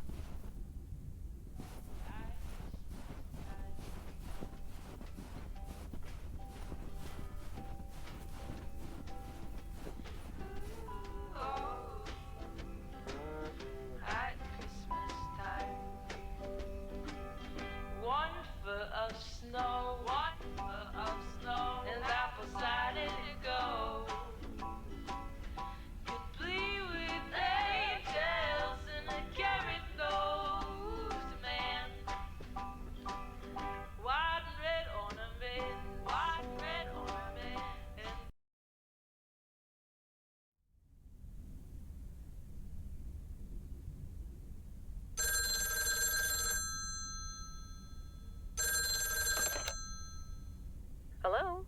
Hi, Meredith. It's the Weiss family again. We wanted to wish you a happy new year before we're going to Moe's. Hey, thanks.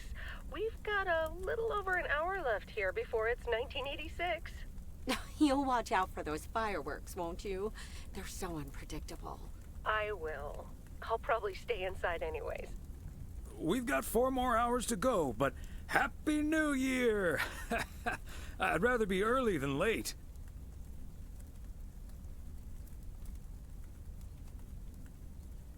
Oh, did you guys make the deadline? Thanks, Dad. Yep.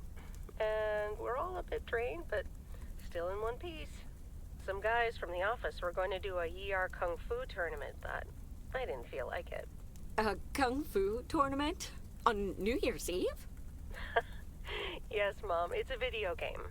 But Tess and I are going to watch Trading Places instead at my place. I think that New Year's Eve is overrated anyway.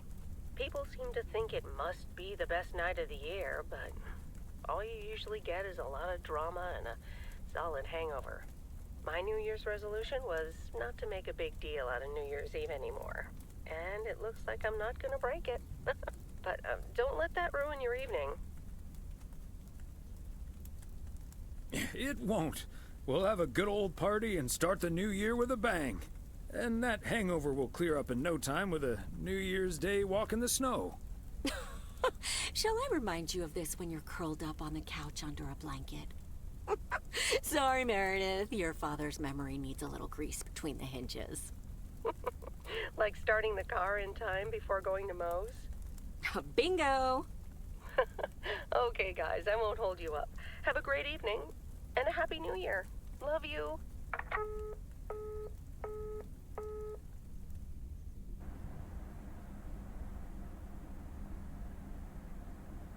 My beautiful people, may I have your attention for half a minute? First of all, welcome to Moe's. We're excited to celebrate the last few moments of 1985 together with you. It was quite an undertaking to host this New Year's Eve party at the last minute. So if you feel like the snack situation isn't up to standard, you're right. But we do have enough tater tots, french fries, potato wedges, and potato pancakes to feed the entire village. Thank you so much for that, Jack. And thank you all for coming. Cheers to a great evening. Well, if it isn't my favorite KNW6 news team. In the flesh. Hi, Thomas.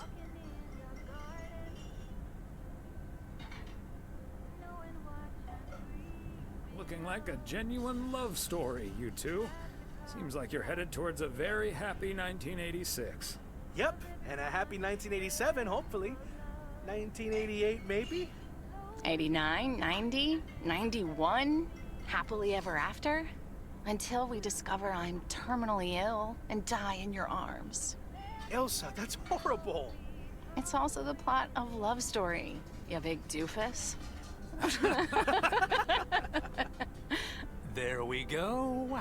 Champagne for my real friends and real pain for my sham friends. Ah, good to see you, man. So, is the segment on Providence Oaks in the can yet? Almost, my friend. Still have to shoot the countdown to the new year. Hopefully that gives us the ending we need. I've been promised a spectacle. Easy on the alcohol there, Connor. We still need you on camera. Can't have you slurring your words. Slurring my words? Whatever do you mean, Ilsa? Quit fooling, you guys. It's getting close to midnight. Let's set up and get ready. Showtime. Okay, getting into character. See you on the flip side, mailman. Hi, honey. There goes that Connor Price. Would you believe the motel had to custom order a blow dryer just for him? He tipped generously, though. Oh, is that Beth sitting over there? Let's join her. Good evening, my dearest of friends. Almost time for Old Lang Syne, eh? Did you know that Old Lang Syne was written down by Robert Burns in the 18th century? And that he based it on an old Scottish folk song? He wrote it to a different melody than the one we sing today, but I have to say, I do like this version. And it's often sung after a special dinner where haggis is served. Would you believe? Honestly, Beth, I don't know how we'll get by without these fascinating facts when you're gone. Well, I will still be selling sets of encyclopedias at the store for a few more months if you need them. I'll cut you a nice deal. Only if you'll help load them into my truck. All joking aside, my friends, now that a new year is upon us, I feel a moment of thanks is in place. I know I've kept my situation from you for a while, but now that it's out in the open, I honestly don't know why I didn't share it with you sooner. Pride, I suppose. But I feel so much better now. So thank you, my friends. That's what we're here for. Glad we could be there for you, Beth. And thank you for opening us to it. We'll always be there for you. But you have to let us in first. I hope you'll remember that when you're in Georgia. Definitely. In fact, it's my new resolution for 1986. Along with letting go and seeing where life takes me. What about you, Emily? Any resolutions? Well, less work and more fun, I suppose. Now that this guy Matt is joining the motel, I am looking forward to a bit more quality time. What about you, honey?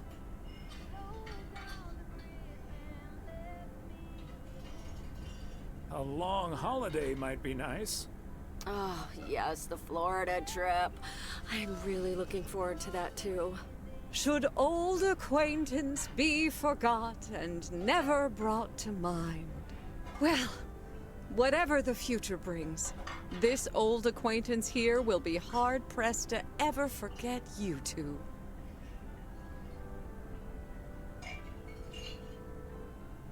And we'll be sure to bring ourselves to mind. We sure will. We'll stay in touch. And like you said at Christmas dinner, even if the reasons for change are sometimes out of our hands, let's focus on the new beginnings that come along with them. And what better time for new beginnings than New Year's Eve? Attention, folks! It's showtime! If you want to see the biggest fireworks show west of the Rocky Mountains, you better be standing outside in about 10 minutes. That's my cue. From a little spark may burst a flame, as Dante once put it. But I need to visit the ladies' room first, or I'll turn into a pumpkin. See you outside. Isn't she marvelous? I'm so happy for her. But I am going to miss Bethany. So will I.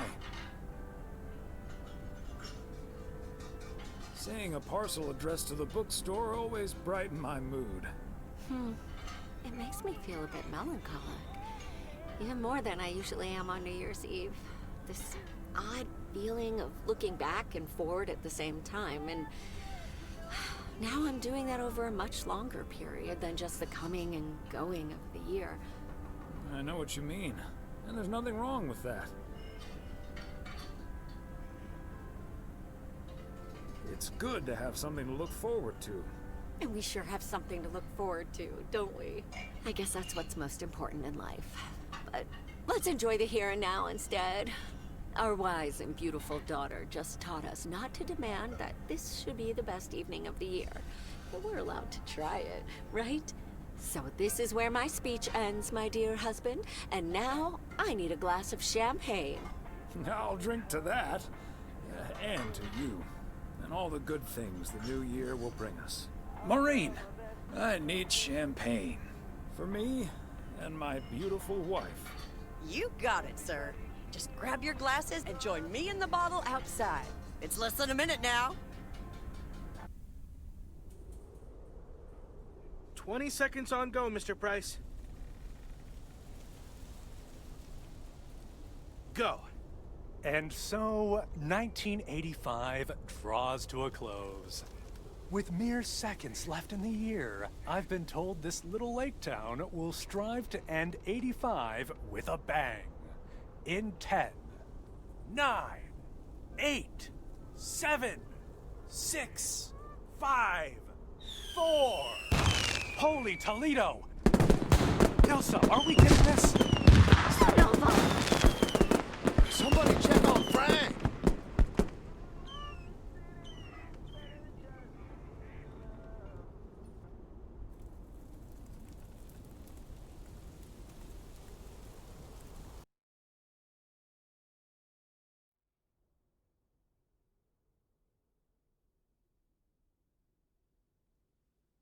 That sure sounds like a delicious eggnog recipe. Hurry up, dear. It's coming up next. Yes, don't get too excited now. It's just a preview, remember? And now, a man with a very special New Year's resolution. And he's going to tell us all about it. Isn't that right, Sybil? Absolutely, Bob. It's none other than our roving reporter, Connor Price. Connor, my dear, where in blazes are you? Well, Sybil, I'm in beautiful Providence Oaks, wishing you and Bob and our viewers a joyful 1986. And as for my New Year's resolution, Bob, why, it's my very special price guarantee to all of you that I will be sharing gripping tales and intimate portraits from all over Oregon in an all-new series of special reports on small-town America. Part 1 will air tonight at 8, right here on KNW 6. And it will be all about the gorgeous little lake town where I was fortunate enough to spend the waning days of 1985. Here, let's take a look at an exclusive sneak peek. Providence Oaks, an idyllic town by a lake just south of Melville. It's where this reporter counted down to 1986. And although, unfortunately, the fireworks started a little early, so we didn't quite manage to catch them on tape. Take it from me, it was quite the spectacle, courtesy of postal worker Frank Coleman. Just a faulty batch of leftover 4th of July material, I guess.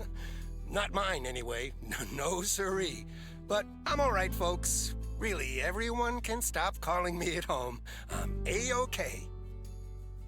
And perhaps that encapsulates the true nature of Providence Oaks, or P.O., as it's called by those who know and love it. It's a town where even when things don't go as planned, folks will be all right and A-OK. It's just, we help each other out, and there's nothing we can't fix. A town where first impressions can be deceiving. This town may look sleepy from the outside, but trust me, there's always so much stuff to do and take care of. Ugh. A town where generations have grown up. It's a great place to raise kids, and also a great place to have been raised as a kid. Myself, I mean. Back when I was a kid, being raised here. Was that okay? A town where patience is still a virtue. To be honest, I'm not entirely sure if this is where I'll find what I'm looking for, but I do know I can keep looking here for as long as I want, and that feels great. A town full of unique individuals that, deep down, have more in common than you'd think. The average Providence Okian probably doesn't exist. We do tend to keep to ourselves until someone needs us. Then we show up. Always. A town you can't help but love. I just think it's the best place in the whole wide world. Sue me. And where everyone has a story to tell. To me, it's all about the people. Because... Yes, well, leave it to the mailman to say it best. Here, a goodbye never has to be a farewell. Indeed. Providence Oaks, like so many other places in our great state of Oregon, is a small town with a big heart. This is Connor Price, KNW6, PO.